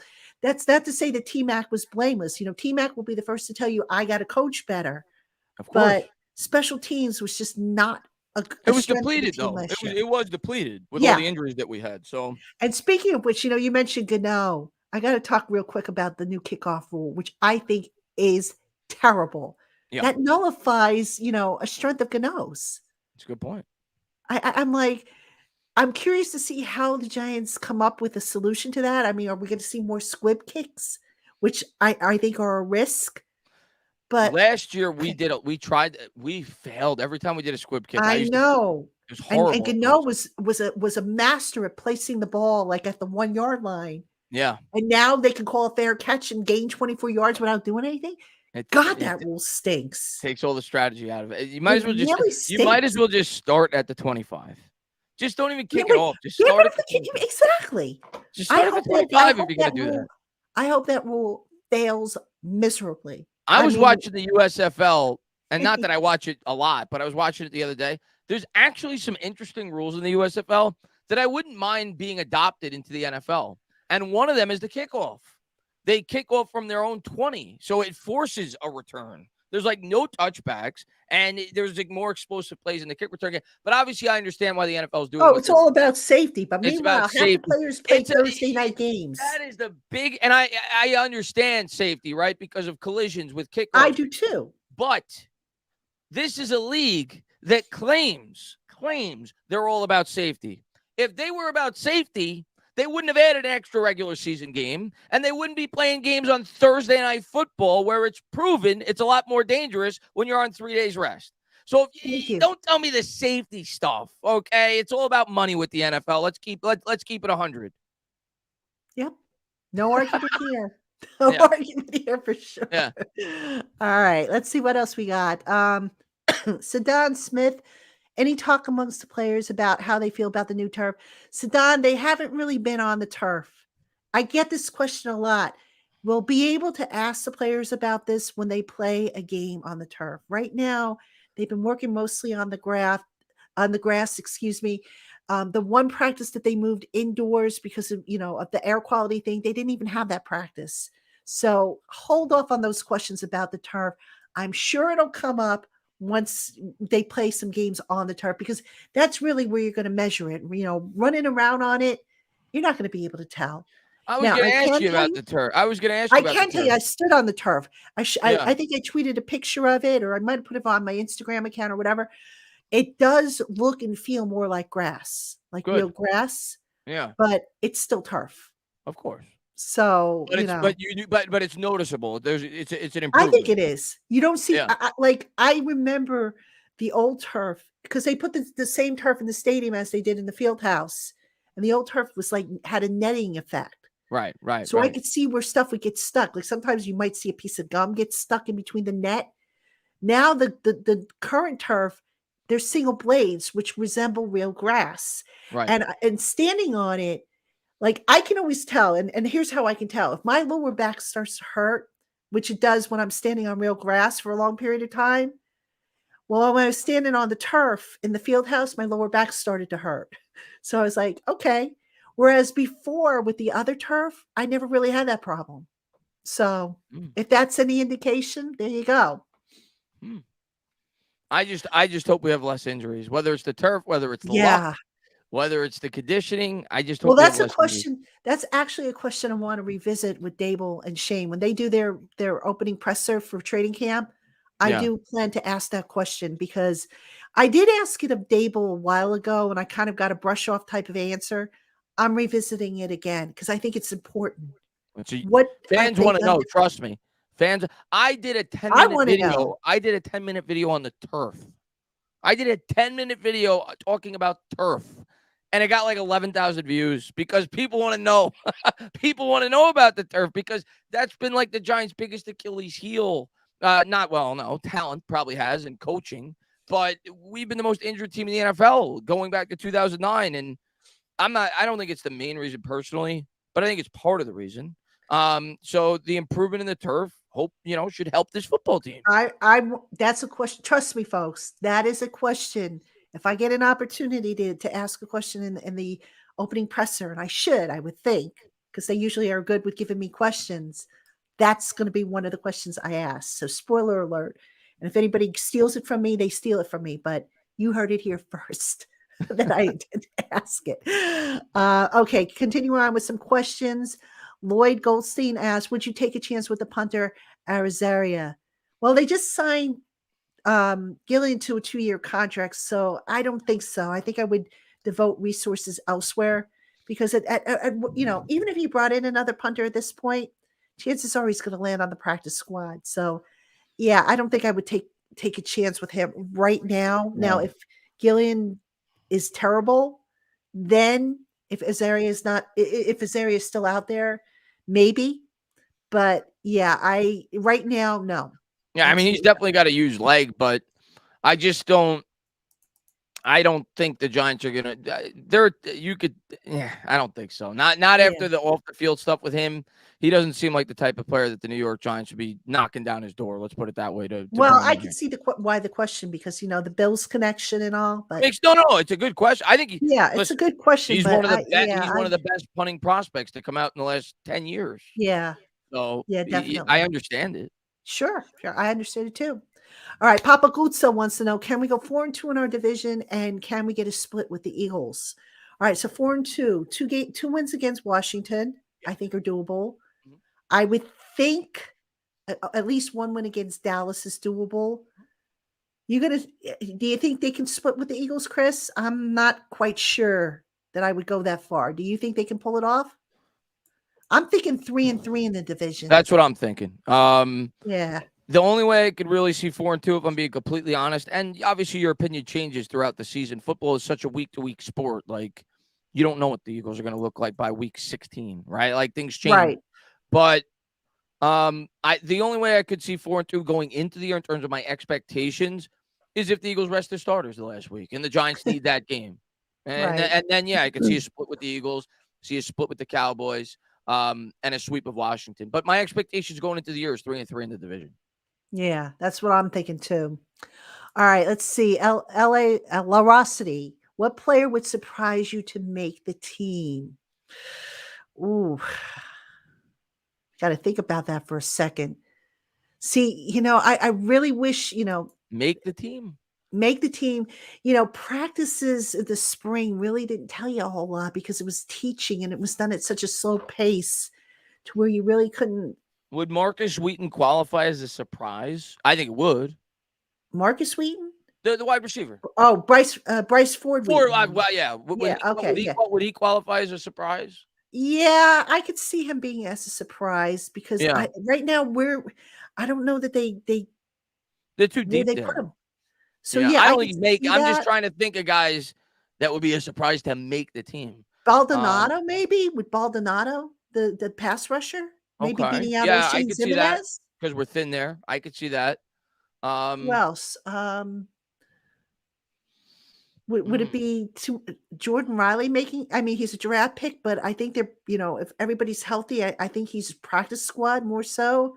Or we want to just go with guys that are, nobody that right now think are camp fodder. I'm looking at the Giants depth chart. Wyatt Davis, would he be a surprise if he had a really good camp? Nah, he's experienced, so I don't He know. is experienced. He's a former high draft pick. Let me look. Awarrior, I don't think would be a surprise. Yeah, I'd be surprised if he makes the team. If he makes it, you'd be surprised. I haven't been impressed with him. You haven't, yeah. No. So, okay, so maybe that would qualify if he makes the team. Yeah, I'm not going to be too surprised. I mean, I don't think Baldonado and maybe Bryce Ford Wheaton would be the two. But do you count them as surprises? I don't know. Yeah, I don't. I think this is going to be the first time in a long time. Like in recent years for the Giants, as a fan, you're kind of looking at other rosters around the league, and you're like, all right, at the end of cuts, who's the 4 guys that we could add because our team stinks. Right. This year, I think it's going to be a year where teams are saying, I can't wait till the Giants cut that guy. Let me snag him on our roster. Like, I think the Giants actually have some depth this year where I'm not going to be too surprised, I don't think. Maybe they can trade some of these guys and get. Yeah. Right now, they're not getting extra draft picks next year. Maybe you try and flip some of these guys for some future draft capital. Yeah, because I do think we have some. I think we do have some excess talent going into camp. Like you brought up, what's his name? The center from the Steelers. Like even he's probably not going to make this team, and he's worthy probably of a roster spot around the league. Sure, if there's an injury, sure, why not? That's depth, right? Like the wide receivers we've talked about at great lengths. A guy like Cager, if he were, I don't think he will. I think he's going to be the 3rd tight end. But I think this is going to be a year where there's actually a couple of players that get cut from the Giants that teams are looking to grab. We haven't had that in a while. I think we have it. I don't think I'm going to be too surprised with whoever makes this team because I think we're pretty deep. Yeah, exactly. And if you're Shane, you look to get some more draft picks because you ain't getting comp picks next year. Yeah, Shane likes to have those chips to move them around, if he wants to trade up and whatnot. So, all right. Mike Nixon, do you know when training camp is? I'm guessing the 24th. All right. From what I understand, and don't quote me on this, I think Brian Dable has mentioned the 25th. So the 25th would be the day that the rookies can report. And I think the 27th is when the full team reports. The way you can figure it out is you count back 14 days from the first preseason game. That's when they can report. The whole team can report. The rookies and quarterbacks and select players can report a couple days earlier. Okay. And then you have, what is it, a 5-day acclimation period now, or is it 6? Forget if I think it's 5 now. So it'll Okay. be like a full week before they get into the pads and stuff like that. But I think the 27th, I want to say the 27th is when the full team reports. Okay. I just know that I won't be home for my husband's birthday. I'm never home for his birthday. He's always like, "You're not going to be home for my birthday." So I'm like, "No, you know the drill." It's work. You got to do what you got to do. Whiner. Hey, listen, in fairness, sometimes I'm not even home for my birthday because it falls on, sometimes it falls with the draft stuff. I mean, I had to work on my birthday for the draft. We had Shane's presser during the draft or during my birthday. So I'm like, you didn't hear me complaining. So, all right, let's see what other questions we have here. Oh, here's a good one from Rafael DeLuna. I wonder who the punt returner, kickoff returner will be. It's a good one. Last year, Brightwell got a lot of. To be determined. Well, to be again, determined. going back to that kickoff rule now. Yeah. Maybe they can get away with just, putting someone back here who can field the ball, because now you don't have to worry about it as much. You know what I'm saying? Because of that new rule. That's where the new rule maybe comes in and maybe saves a Gary Brightwell, for example. Because Gary Brightwell last year is a kickoff returner. Not good. Yeah. No. Punt returner. You know what? A lot of people I know were panicking. They're like, "Oh my God, Adoree Jackson's back there peeling." I don't think he's going to be the punt returner. I really don't. No. I don't think Dable's going to make that same mistake. No, that's not happening. No. I'd be shocked if he's the punt returner. Yeah, I'm not sure. I mean, does Gray have experience as a punt returner? I don't even know. I know he returned kicks, I think, at Oklahoma. Maybe Darnay Holmes if he makes it. Could Darius Slayton do it? I'm trying to remember if he could do it. People are saying Jeff Smith. I thought, maybe I'm wrong. I thought Jeff Smith was more Jeff of a gunner. Smith is a gunner. He's a gunner. He's a gunner, right? Yeah. So he's like the Cody Core. Jamison Crowder. Couldn't Jamison Crowder do it? Jamison Crowder can. He's returned punts if he makes the team. Yeah, that's a good question. That's to be determined. Yeah. I really, I don't think T-Mac knows either. Because right now, when they were working on, kickoff returns and punt returns, they were basically fielding the ball. They weren't actually running returns. Right. So that's going to come to be determined. And right now, I couldn't even handicap that right now and make any kind of prediction. So sorry, I don't have an answer. If he makes the team, Big Joe, I agree. I think it would be Crowder. If he makes the team. I think he might. Because again, if Wandale and Sterling Shepard aren't ready for the start. That's why I thought they brought him in to begin with, to be honest with you, because he's kind of a similar skill set to a guy like Shepard with the ability to return punts, but similar type of wide receiver. And I said, all right, good chance Shepard doesn't start the season one. Don't mind that. So he does. He may make this team at least to start the year. And if he does, I agree. He's probably the favorite to be the punt returner. Right. Well, we'll have to see. That's to be determined. So I'm curious to see for sure. But the kickoff returner, like I said, because of that new rule, that's why I kept asking, Dable and T-Mac, now how does this affect how you build a roster? Right. Because now, maybe you can give up a little bit, or maybe that saves somebody. You know what I mean? Yeah. So I guess that's to be determined. We'll see how it works there. All right. Scott Young, I noticed in all the coaches' pressers when questions are asked, I really think the Giants coaching staff respect you due to the fact that you ask great questions. All right. Thanks, Scott. I appreciate that. I try to ask stuff that I think the fans would want to know. I think you do a great job. I'm not just saying this because I join your channel. That's why, I keep up with my Twitter account. I don't know if you guys know, actually on the next commercial break, you'll find out more about it, but we have a Subtext community. And I have a growing number of people who are participating in that. Matter of fact, I'm going to put the information on the screen here now. Basically, what it is a lot of you have asked, well, hey, can we support the podcast through Super Chat or memberships? We don't do that here on Locked On just yet. And I don't know if we're going to, but what we are doing is a Subtext community. So what it is you get a 14-day free trial. And I can send out text messages to the people on that list, including one-on-one text messages. And I've been texting with quite a number of people one-on-one who've asked me questions and stuff like that. So it's free for 14 days, and then it's $4.99 a month. We're running a special actually from now until the start of training camp, 2 months for the price of one. So it comes to $250 per month. It's a way, if you want to further support the podcast, that's the way to do it. So for those of you who are watching, the information's on the screen. It's also in the show notes. Those of you who are listening to this podcast on our audio platforms, it's joinsubtext.com/LockedOnNYGiants. And the promo code you want to use is PTrain, of course. What else would it be, right? But yeah, that's something. That's pretty cool. That's pretty cool. Yeah, it's really neat, and I like it because every day I check in, and I'm texting with I don't know if any of the subscribers are here. I don't, I didn't check to see who everybody who's here, but I'm constantly texting with them, and because look, I want to know what you guys want to know. Well, you should. That's what makes you. That's what makes you a good reporter. I am. I like to think, and maybe I'm being vain here, and if I am, I apologize. But I'd like to think I'll be your eyes and ears. So if I can find something out for you guys, I will. And if I could pass something along to you, I will. And look, I don't need to ask questions every day, every presser, and I don't.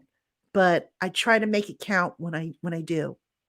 Yeah. So a little bit of background there on that. So, all right. Continuing on with the questions. I just had one here. Okay, here's one. Mark B. How are the rookies and vets getting along? Are they bonding? Yeah, absolutely. I haven't heard of any problems. Just had, matter of fact, today, Thursday, they just had a team building exercise. They had a big organization-wide cookout, and no, we were not invited. We're like the ugly cousins or something like that, So no, we were not invited, but they had a bonding exercise. But you kind of see it. You see some of the veterans walking off the field with the rookies. You see them staying after practice. I haven't been in the locker room. We won't be in the locker room until September, but I'm sure there are lockers that are close together. You'll see guys playing cards or just hanging out or whatever. They've got the ping pong tables back in there. So the bonding is really good. And I haven't seen anything to suggest that it's not. So. Yeah, listen, it seemed like this entire offseason, this team's kind of has been in lockstep, right? I mean, Daniel Jones and like basically the entire offense did like that getaway where they were hanging out for like a week, or I think it was in Arizona, training with one another. Like they definitely seem like there's been a lot of togetherness this offseason, and this team seems like they're ready to take a big step this year. I'm excited. Yeah, they really have to. So, yeah. All right, listen, guys, we got more of your questions coming up. I got to take my final commercial break. So we'll be a short one. Don't go anywhere. And we'll be right back after this. Hey, Giant fans, if you haven't heard, we're running a Subtext community here on the Locked On Giants podcast. This service allows me to personally connect with subscribers via text message, and I've been sending out alerts on breaking news, special subscriber opportunities, and much more. It's also allowed me to text one-on-one with subscribers when they have questions or suggestions about the podcast or about the team. I can't think of a better way to have a more personalized touch in connecting with people who support this podcast and my work. And right now, you can try this service out absolutely free for 14 days. And if you don't like it, you cancel before your trial period ends and you owe nothing.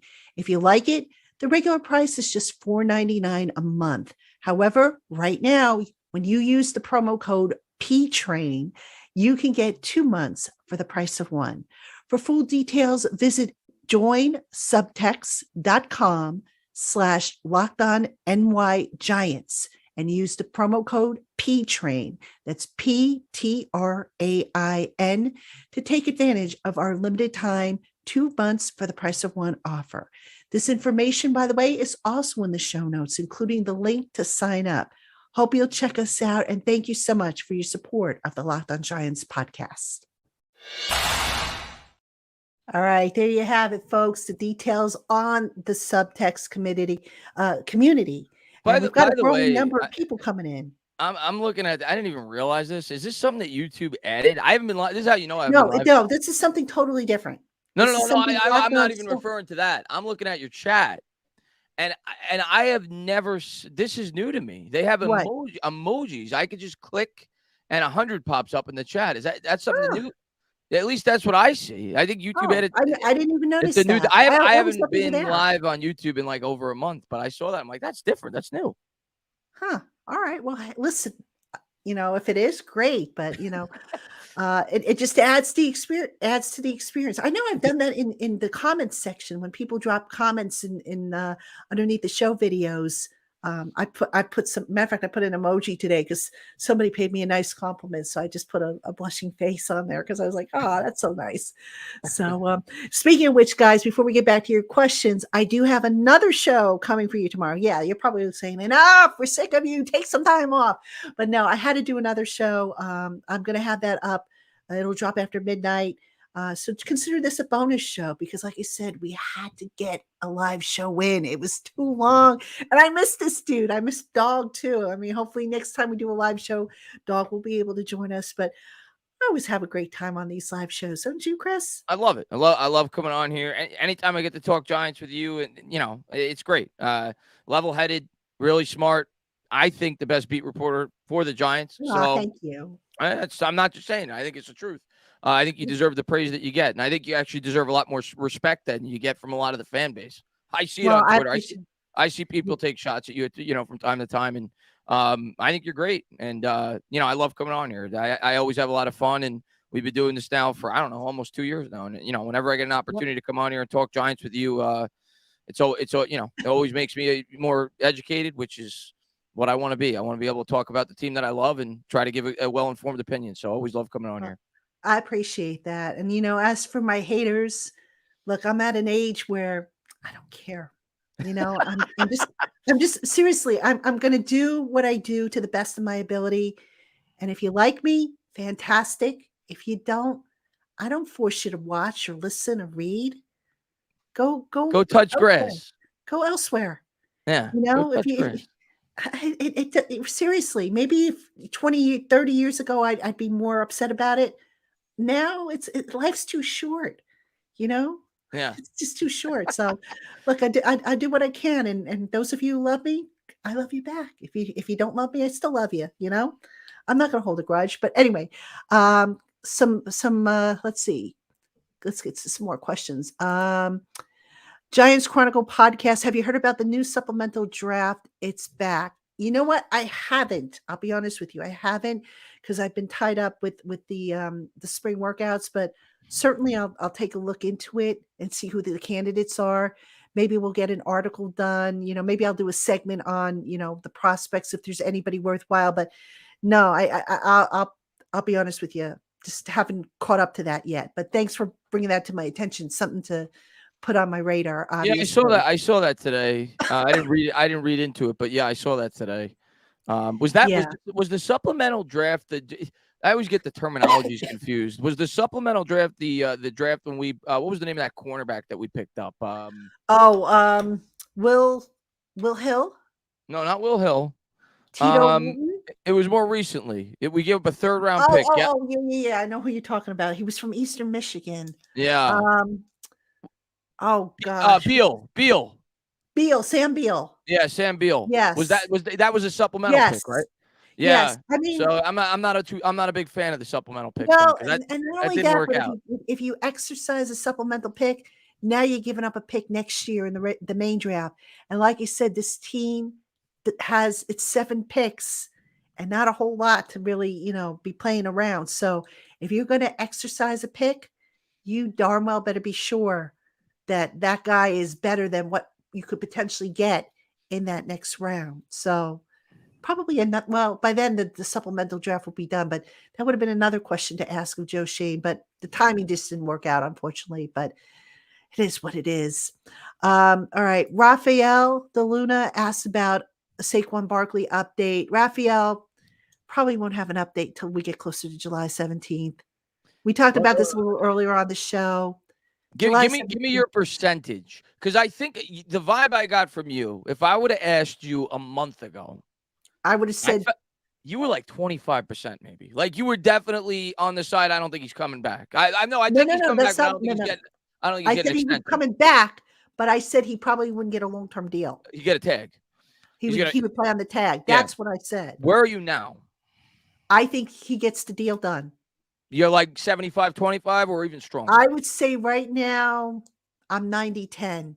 I'm with you. I'm 99.9. He's Okay. getting the extension. Well, I think it's only happening. because here's why I still have that 10% doubt.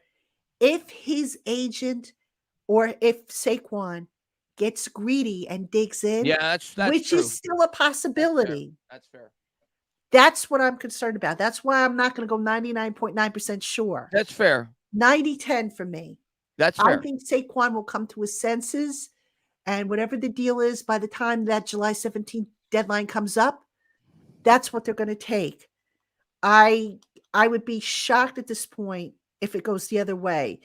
Yeah. The reason why I felt that in the beginning is because once the deals started coming off the table, Right. I was like, okay, that's not good because you're pulling deals off the table and now you're saying, oh, we're going to start from scratch. It's like, no, now you're reinventing the wheel. So you got to this point. Why do you want to start from scratch? So that's a little background as to what I was thinking with regards to the percentages then. No. Listen, it definitely looked murky at one point for sure. And it's still somewhat murky, but I feel like it's definitely starting to trend towards they want to work something out. When you really read between the lines with some of the things Barkley said, to me, he was speaking more to, and he kind of did this last offseason too. I feel like he's kind of speaking more, not so much to the Giants and the handling of the contract, but more so to like the detractors, like the people that like treat him like he's garbage, that are like, oh, he's just a running back. He sees those things. So that's what I took out of what he said. He even had quotes from within it that he basically said, I'm confident that the Giants will get this done. And the key date's July 17th. So I think Barkley knows it's getting done. And, I think he knows, where the Giants stand and, what they're willing to do. So like you said, I think it's kind of trying to save face. That was a great point by you that, his agent is trying to save face a little bit, because if she just caves and, gets less than, what they potentially could get, it hurts her reputation. Mm-hmm. Yeah, exactly. And look, they can afford to wait until the 17th. It's not like training camp's starting tomorrow. right. So why not see what you can get? Why, it's kind of like, I don't know if you guys take part in eBay auctions. I know I do. So like, if there's an item I want to get, I'll watch it and I'll just wait and see rather than just quick throw out a bid. It's like StubHub. It's like StubHub. Well, Yeah. whenever I buy tickets to a Knicks game, I don't buy it until an hour before tip-off. Right. Because by the time the game's about to start, they got to sell the tickets. Exactly. You take the game to the Garden, you buy the ticket 30 minutes before it starts, and you walk in, you get it for 50% off. And that's what they're doing. They're playing a game of chicken right now. Exactly. So still some time. And I think they'll get it done. I feel a lot better. Unless, like I said, unless the agent and or Saquon dig in and refuse to budge off of certain aspects. They will. That's the only thing I could see blowing this up potentially. But they will. Hopefully that won't happen. So, all right. Alex wants to know record predictions, toughest opponent other than Philly. All right. That second question is easy for me. 49ers. Yeah. It's hard not to say the 49ers, right? Right. I'm trying to think of their schedule. Record prediction, I think I went with 9-8 again. But you know what? I really don't like predicting records until I see the final roster. Give me your upset. Don't give me your give me every year I like to pick out a game. I'm like, that's gonna be that's gonna be their upset. Let me pull up the schedule. I gotta pull up the schedule on my phone. I'll start while you're doing it. All right, hang on. My upset pick of the year, I'm telling you right now. I'm not saying it might happen. I'm calling it. Because if it happens, I'm taking credit. We're beating the Buffalo Bills. Oh, I think so too. We're beating the Buffalo Bills. And my reasoning is obvious. It's the familiarity, which, obviously Shane, Dable, they know that squad, through the thick and thin. Okay. Very similar to last year. Wink, he knew Baltimore. So that's my pick. I think we're going to beat the Buffalo Bills. I got the schedule up here. I think Dallas, Sunday night at home, I think they can take them. Yeah. I don't think they beat Frisco. I think that's the toughest game on the schedule. Seattle, I I think they're don't know going if to you beat call that an Seattle. update. Yeah. Miami's pretty good. I mean, Yeah. I don't think they're going to be favored That's there, like a but I think minor they can. upset. It's like a minor I could upset. see my Buffalo. I think I agree. I agree with you. What about the Jets? Would you say That'd be an upset. that would be an upset? Yeah. I wouldn't call it like a major upset, but it's an No, I upset. wouldn't say major either. Um, and of course, I just have the home games here. Let me see if what are the rest of the games. So Panthers, they should be able to take. Oh wait, that's preseason. Hang on. Let me just see what else. Giants, Bills, Jets, Giants, Raiders should be no problem, I would think. I never want to say no Patriots, problem, but I agree. It's a game we should. I think they can beat the Patriots because Mac Jones. Now Saints with Derek Carr, would you say that would be an upset if they win No, that one, especially since it's down in the House of I Horrors? think it's 50-50. I maybe, yeah, I did 50-50. 50-50. All right, and I think they can get the Rams. You want to say one Eagle game? Pick one Eagle game as a possible upset. You think I it's like it. possible? And hey, that's why they play the games. We beat the Exactly. undefeated Patriots. You should, everybody should know. You could any given Sunday, but I mean, I think it's hard not to pick the 49ers in terms of the hardest game, like outside of the Yeah. Eagles, because one, not only are you playing in San Francisco, not only are they arguably the best team in football from a 53-man roster standpoint, them or the Eagles probably. It's on 4 days rest. Yeah. It's on 4 days rest on the road. Yeah. Now, what I will say, the Giants are going to do something smart here, and they actually requested this. This came out after the schedule came out. The Giants requested to get back-to-back West I was Coast. hoping it would be Vegas and Arizona, to be Yeah, honest with you. yeah. That trip I would make. I mean, I want to go to Vegas. So, I mean, I might actually just even go to the Super Bowl regardless of who's in it. That's how bad I want to go to Vegas. And I've been to Vegas before, by the way. I'm looking at the prices right now because they show it on ESPN. The Giants' schedule, their most expensive game outside of the Vegas game is the Eagles, and that's in Philadelphia. Right now, the cheapest ticket is $146. The Vegas game is $214 is the cheapest seat. The Vegas prices are outrageous because they know they could get it. Everybody's on vacation. Yeah. But I still want to go to Vegas. Well, the flights to Vegas are cheap. Yeah, they are. And you could probably get a cheap hotel room and, of course, that's working true. it. I wouldn't have to worry about it. Of course, you're going to end up losing $1,000 at the blackjack table. But no, actually, I would stay away from there's plenty to do in Vegas. Like if I do make it to Vegas, one of the first things I'm going to do, right? What are you going to do? I'm going to hit up the Kiss Museum, man. Oh, yeah, of course. Of course. No, there's so much to do in Vegas. There's so many great shows, and yeah, there's always stuff to do in Vegas. Come on, man. I mean, how happy do you think I was that the bye week fell when it did? Because that's the final week of Kiss shows. They're playing in the Garden that weekend. I don't have a game to worry about. I was jumping for joy. I might even go down to Baltimore to see the show. That's because we finished Tuesday and then we get Wednesday through Sunday off. So, my podcasting and my writing drops to where I can, I don't have to worry about it. And I'm like, shoot, I'll go down to Baltimore and catch that show.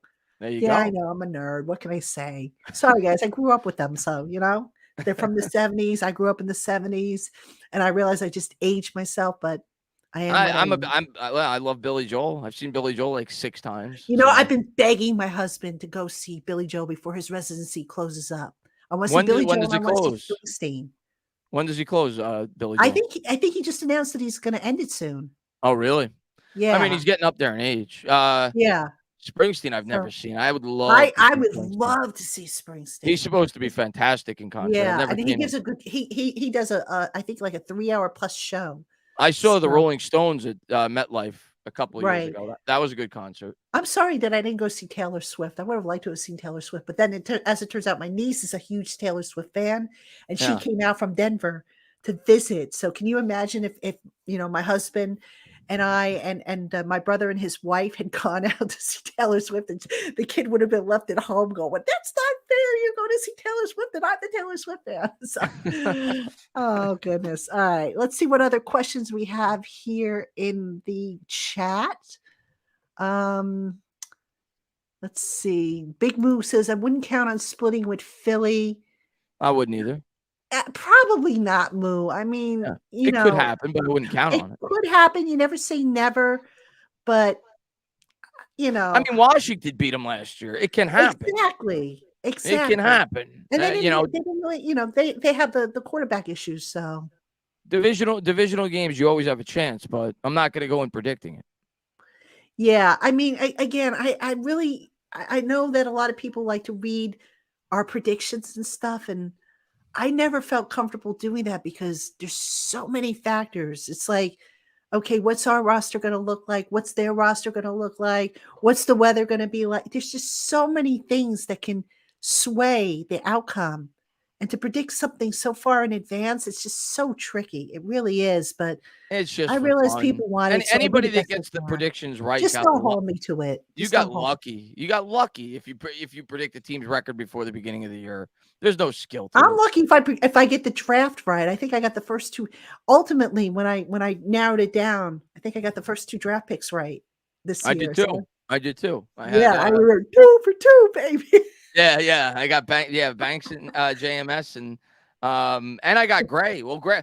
Gray was somebody I wanted, but I thought he would be 4th round.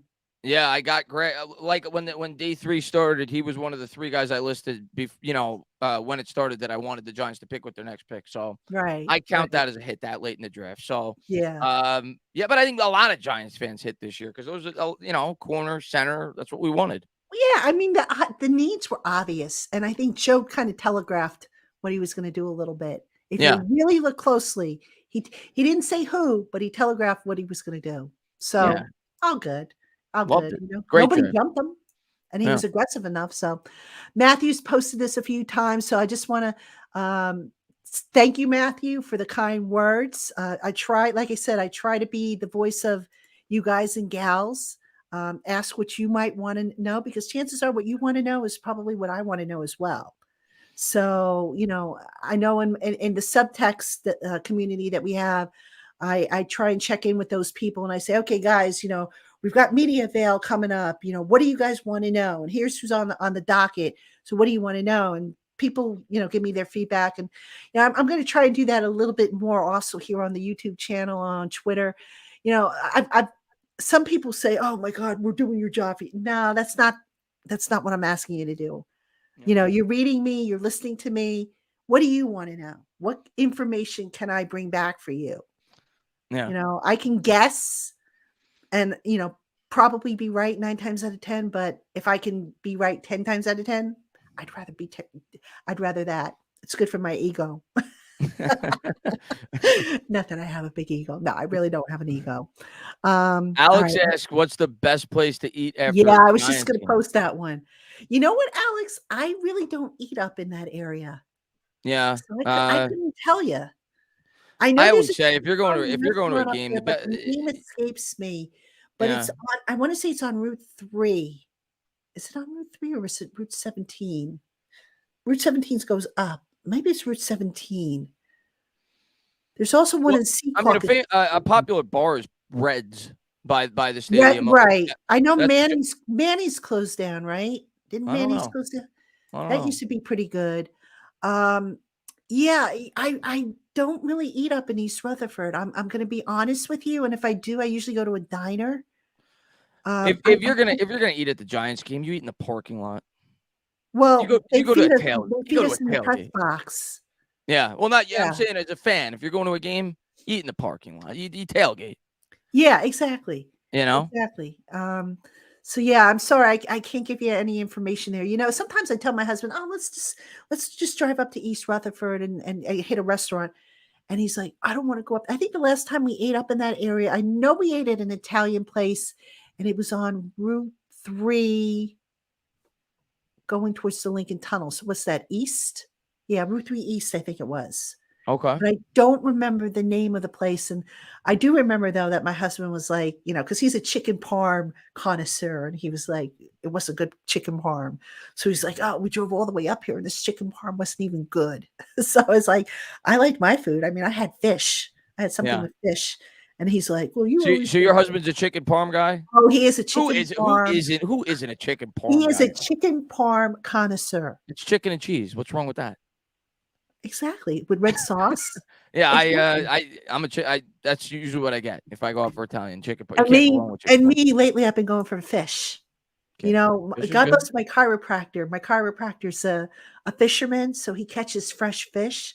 And every so often he gives me like striped sea bass and a lot of it. And I'm like, dude, I love you, because I love striped sea bass. So I make there you go. I make it with different ways. So it's good, because my husband's not really a fish lover. I like fish, and but anyway, let's see. Here's a question from SETI 079. Who is one Giant that is fighting for a spot on the roster that you don't want to see get cut? Ooh, good one. All right. The fan in me is Shep, I guess. Like, that's the fan in me. Yeah, but Shep, I think, ends up on Pup. I really but logically, I'm not gonna be. I don't think it's the worst thing in the world if he is cut. But the fan in me wants to see Shep make this team and get one more crack to be a big time contributor for this football team this year. Right. And then outside of him, who's like on the bubble? Holmes is on the bubble. Holmes, yeah. Do you think Robinson's on the bubble? I don't think so. He's a Aaron Robinson? Yeah, he's making the team. Oh, right? He's not on the bubble. Yeah, I'm trying to think of like a guy that maybe would be a shock that was cut. What about one of the linebackers like Carter Coughlin, Micah McFadden? Yeah. Maybe Carter Coughlin? How about Beavers? I mean, I think Beavers is making the team. Beavers is going to get cut. He's coming back from injury, though. He's coming back from injury. He gets cut. I don't either. But I guess a guy that could be like at least slightly on the bubble. I want him making the team. I'm excited for maybe one of the running backs like Shashawn Corbin, who's really not on the roster practice squad.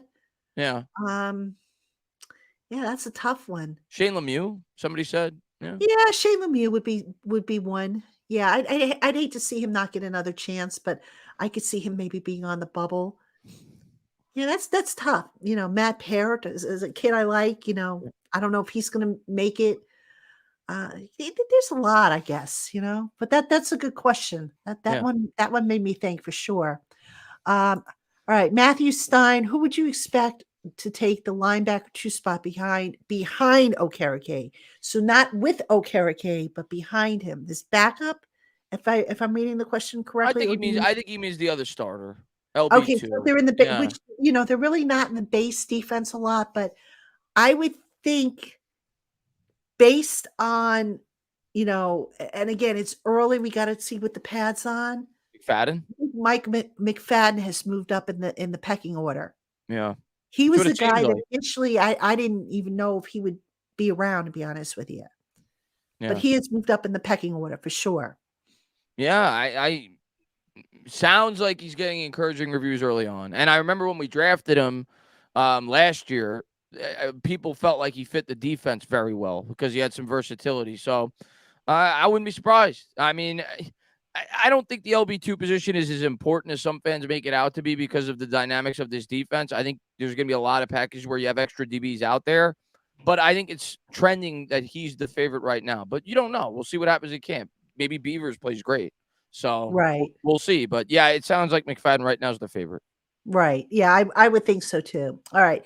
This is from Christy. Is Hyatt going to be on the field game 1, or are they going to hold him till mid-season? I think he'll get reps. I think he'll get reps, but will he get a lot of reps? No. Probably not. No.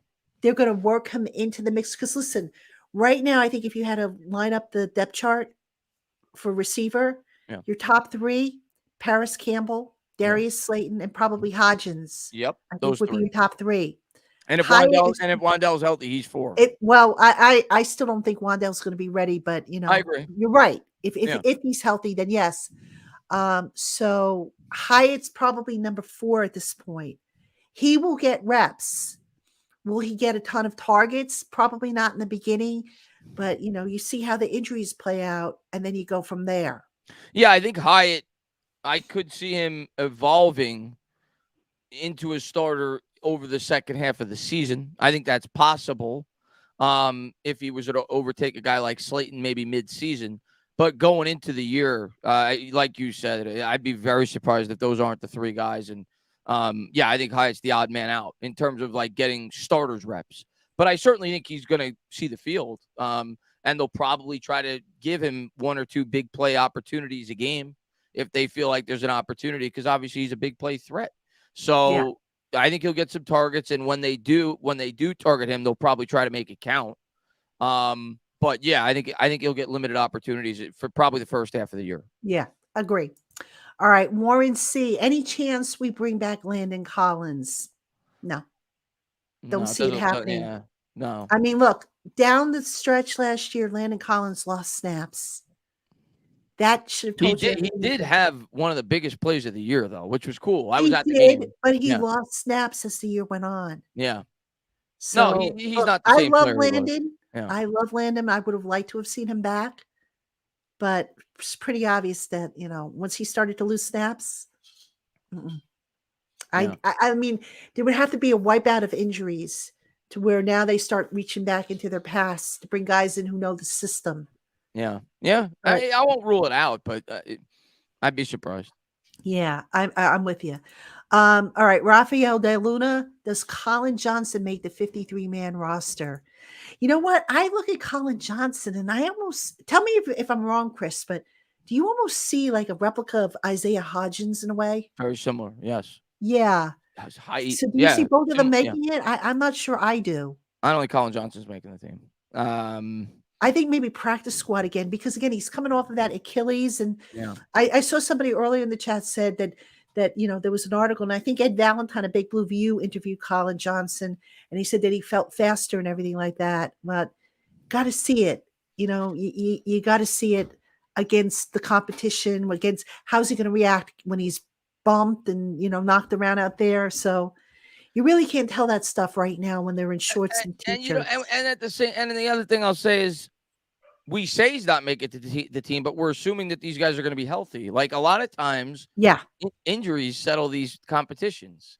Who's the guy that's able to get through camp healthy, which is why it's good that we have a lot of options. At the wide receiver position going into camp, because you can't predict that injuries happen. So, but if everybody remains healthy, I think it's an uphill battle for Colin Johnson.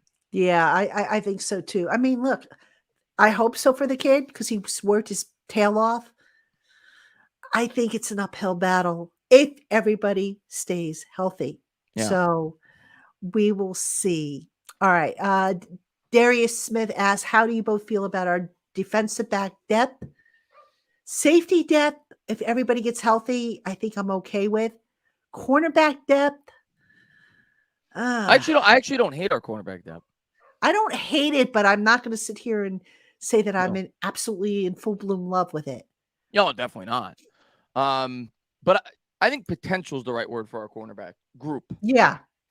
Because I think I'm a fan of Flott. I was a fan of Flott last year when I got to see him in training camp. Like, there's certain corners when you watch them play, he's just got that, I don't know, what's the right word? Like dog to him, like that confidence to him. I don't know. When I watch him, and he's got the tools. Like he's fast. He's got long arms. He's got the height. It looks like he's packed on some muscle. So I think there's potential there. Obviously, there's potential with Deonte Banks. I think there's potential with Aaron Robinson. But they're question marks. But hopefully a couple of those guys pan out. But I like our corners, but I think they probably need a little bit more seasoning. Yeah, I think in time they're gonna be, I'm gonna feel better about them. But right now, I don't hate the group, but I'm not in full bloom love yet. So, all right, let's see. Matthew Stein asks, do you think Bellinger will still be using the offense a decent amount with the addition of Waller? Oh, absolutely. Yeah. Oh, I think you're going to see a lot of 12, possibly 22 personnel this year. I mean, that's sure. Yeah, I mean, Bellinger, if you're talking about is Bellinger going to get pass targets? Yeah, I think so. Yeah. Because look, the last thing you want is to pigeonhole a guy into a certain role. So you don't want it to be that, okay, every time Waller's on the field, he's automatically the pass catcher. Every time Bellinger's on the field, he's automatically going to be the blocker. You don't want that. And Yeah. I think given the skill set of each man, Waller can get in the way. Now, is blocking his forte? No. But Right. he can get in the way if you need him to. Bellinger can block, and he's shown that he can be a receiver. So you don't want pigeonhole anybody because then you become predictable. So I do think Bellinger will get his fair share of targets. Will he get as many as he might have gotten last year? That No. I doubt it. Yeah. But we haven't seen the last of him in the receiving game. And Bellinger's a better athlete than people give him credit for. Mm-hmm. You think about last year. I mean, you think back to that play. I think it was a designed pass, right, where it was kind of like a end around or whatever it was, where he pitched it to Bellinger, and then Bellinger was supposed to throw it into the end zone. The guy was covered, and he kind of improvised. A lot of tight ends can't do that. So I'm not saying he's like Waller in terms of an athlete, but I think he's got underrated athleticism. He's very sure-handed. I think he had like one drop in college. Like he's Mm-hmm. very sure-handed. I'm a big fan of Bellinger. I'm not expecting he's going to catch for maybe 300-400 yards, and he's a guy that could certainly help in the from within the red zone. But yeah, you want to. The most important thing for an offense is you want to be unpredictable. So you want to be able to utilize every weapon you possibly have. And I think this coaching staff, like we said, I think it's going to be week to week. If they're playing a team that's strong on the outside in terms of coverage, but they feel like they could pick on them in the middle with their linebackers, with their slot, whatever, maybe they do use a lot more two tight end sets in terms of trying to feature them in the passing game. And it's why it's good to have as many options as this offense is going to have going into the year. So they could try to, pick on the vulnerabilities of their opposition. So certain weeks I could see him being more featured than others. And then certain weeks, they'll probably ask Bellinger to be more of the prototypical blocker at the position. Yeah. Yeah, I'm with you on that. And by the way, we got to start calling Bellinger Bane or something like that. He's a monster. Oh my goodness. He makes Bad Dog look like me. He's a monster. Oh my God. And Bad Dog's really bulking up, man. Bad Dog looks like he could go out there and he can line up and play a few snaps. Yeah. He's a monster. But Bellinger looks like he ate Bad Dog. Yeah. That's how big he looks. My God. Yeah, definitely. All right, we'll take a few more and then we'll wrap it up around 10 o'clock because I've got to finish editing the other podcast that's going to drop tomorrow, plus get some stuff ready for Giants Country. But so let's take a few more of your questions. Mark B says, what about Sills? Heard he was catching everything. I don't think he makes it, Mark. No. Practice squad. Look, practice squad. Practice squad at best. But, at some point then, how much longer can you carry this guy on the practice squad? It's Daniel Jones's boy, though. I know, but and he listen. If they get rid of Sills, whatever. But he is familiar with the offense. He does. I could see him being carried on the practice squad. He's not making the team. There's no. Yeah, I don't think he makes the team. Practice, maybe. Yeah, we'll have to see. But all right, Vito Hill. Do you think Rodarius Williams will make the 53-man roster? I don't think so. We were talking about sleepers. He could be a sleeper. Well, Chris, last year he had a decent game against Dallas, and then he fell out of favor. Remember, he was basically banished to the inactive list, and nobody could figure out why. And there were little hints that maybe he kind of let that performance go to his head a little bit and figured that, I excelled against the Cowboys. I deserve more playing. No, that's not how it works, son. Well, let's look at this for a second. How many? Before I look at this, how many corners do you think are going to make this team? Well, let's Jackson, Banks, Flott, Robinson. Okay. That's 4. What's his name? The guy we just drafted, Hawkins. Right?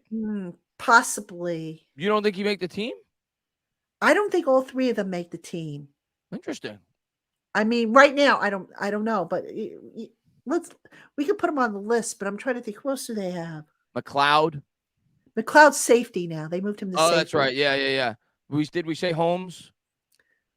Darnay Holmes is a Aurorier possibility. is a possibility. I don't think Aurorier is going to make it. Okay. I think it's going to be tough. I think Rodarius Williams is going to get swept in the numbers. Yeah, I agree. Just looking at the overall depth at the position, I think he's on the outside looking in. Yeah. Just, like I said, I think he's on the outside looking in. Yeah. But we'll see. Again, it's going to depend on injuries for sure. So, all right. I think this is JDJ. Love the consistent coverage. Thanks for having great questions. Random, has Flott bulked up? Yes. Flott has gotten a little bit bigger. I don't know what his weight is up to because I didn't get a chance to ask him or find out, but to the eye test, 10 or 15 pounds, it looks like. I mean, if I had to, just from the eye test, like you said, when you see the pictures. So you're there, so you get a better grasp of it than me. But from the pictures, he looks like he's bulked up. Yeah, definitely. Yeah. All right, here's a good one from David L. What have you seen with John Michael Schmitz snapping the ball to Daniel Jones? I don't think I've seen any botch snaps, to be honest with you. They have been using the dead ball snap, which, by the way, I have to put this out there because, look, I'll be big enough to admit I asked around about the differences with the dead ball snap and the regular snap. That was a big story when they drafted him. People they're nervous about that. Well, hear me out. And I had some football people tell me that the dead ball snap was faster. That question was put to Bobby Johnston, by the way, which I can't take credit for that question. Somebody else asked that question. I think it might have been Chris from Giant Insider. Bobby Johnston says that it's not, there is no difference in the speed. Some people will say it's more accurate. So I guess it's just, a matter of perspective, what your thoughts are, your perspectives are on it. But look, if it works and it's comfortable for Schmitz and for Daniel, then fine. Yeah, I don't care. They've been practicing it both ways. Right. With the dead ball and with the stick. Because when Bredesen went to center, and Bredesen worked a lot at center on day 2 of the minicamp, so he was doing it the traditional way.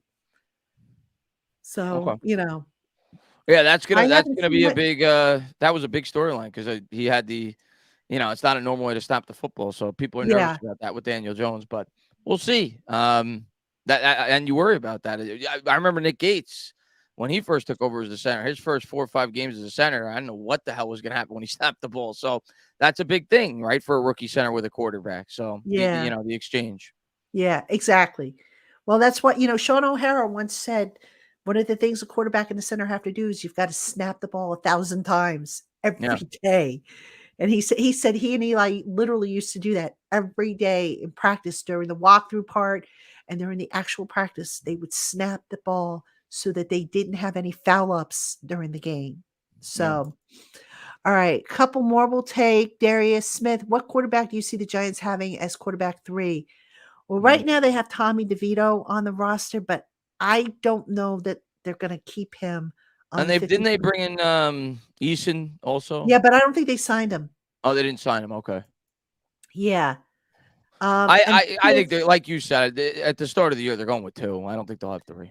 Yeah. And by the way, I mean, based on what I've seen so far, DeVito hasn't wowed me with his arm and his accuracy.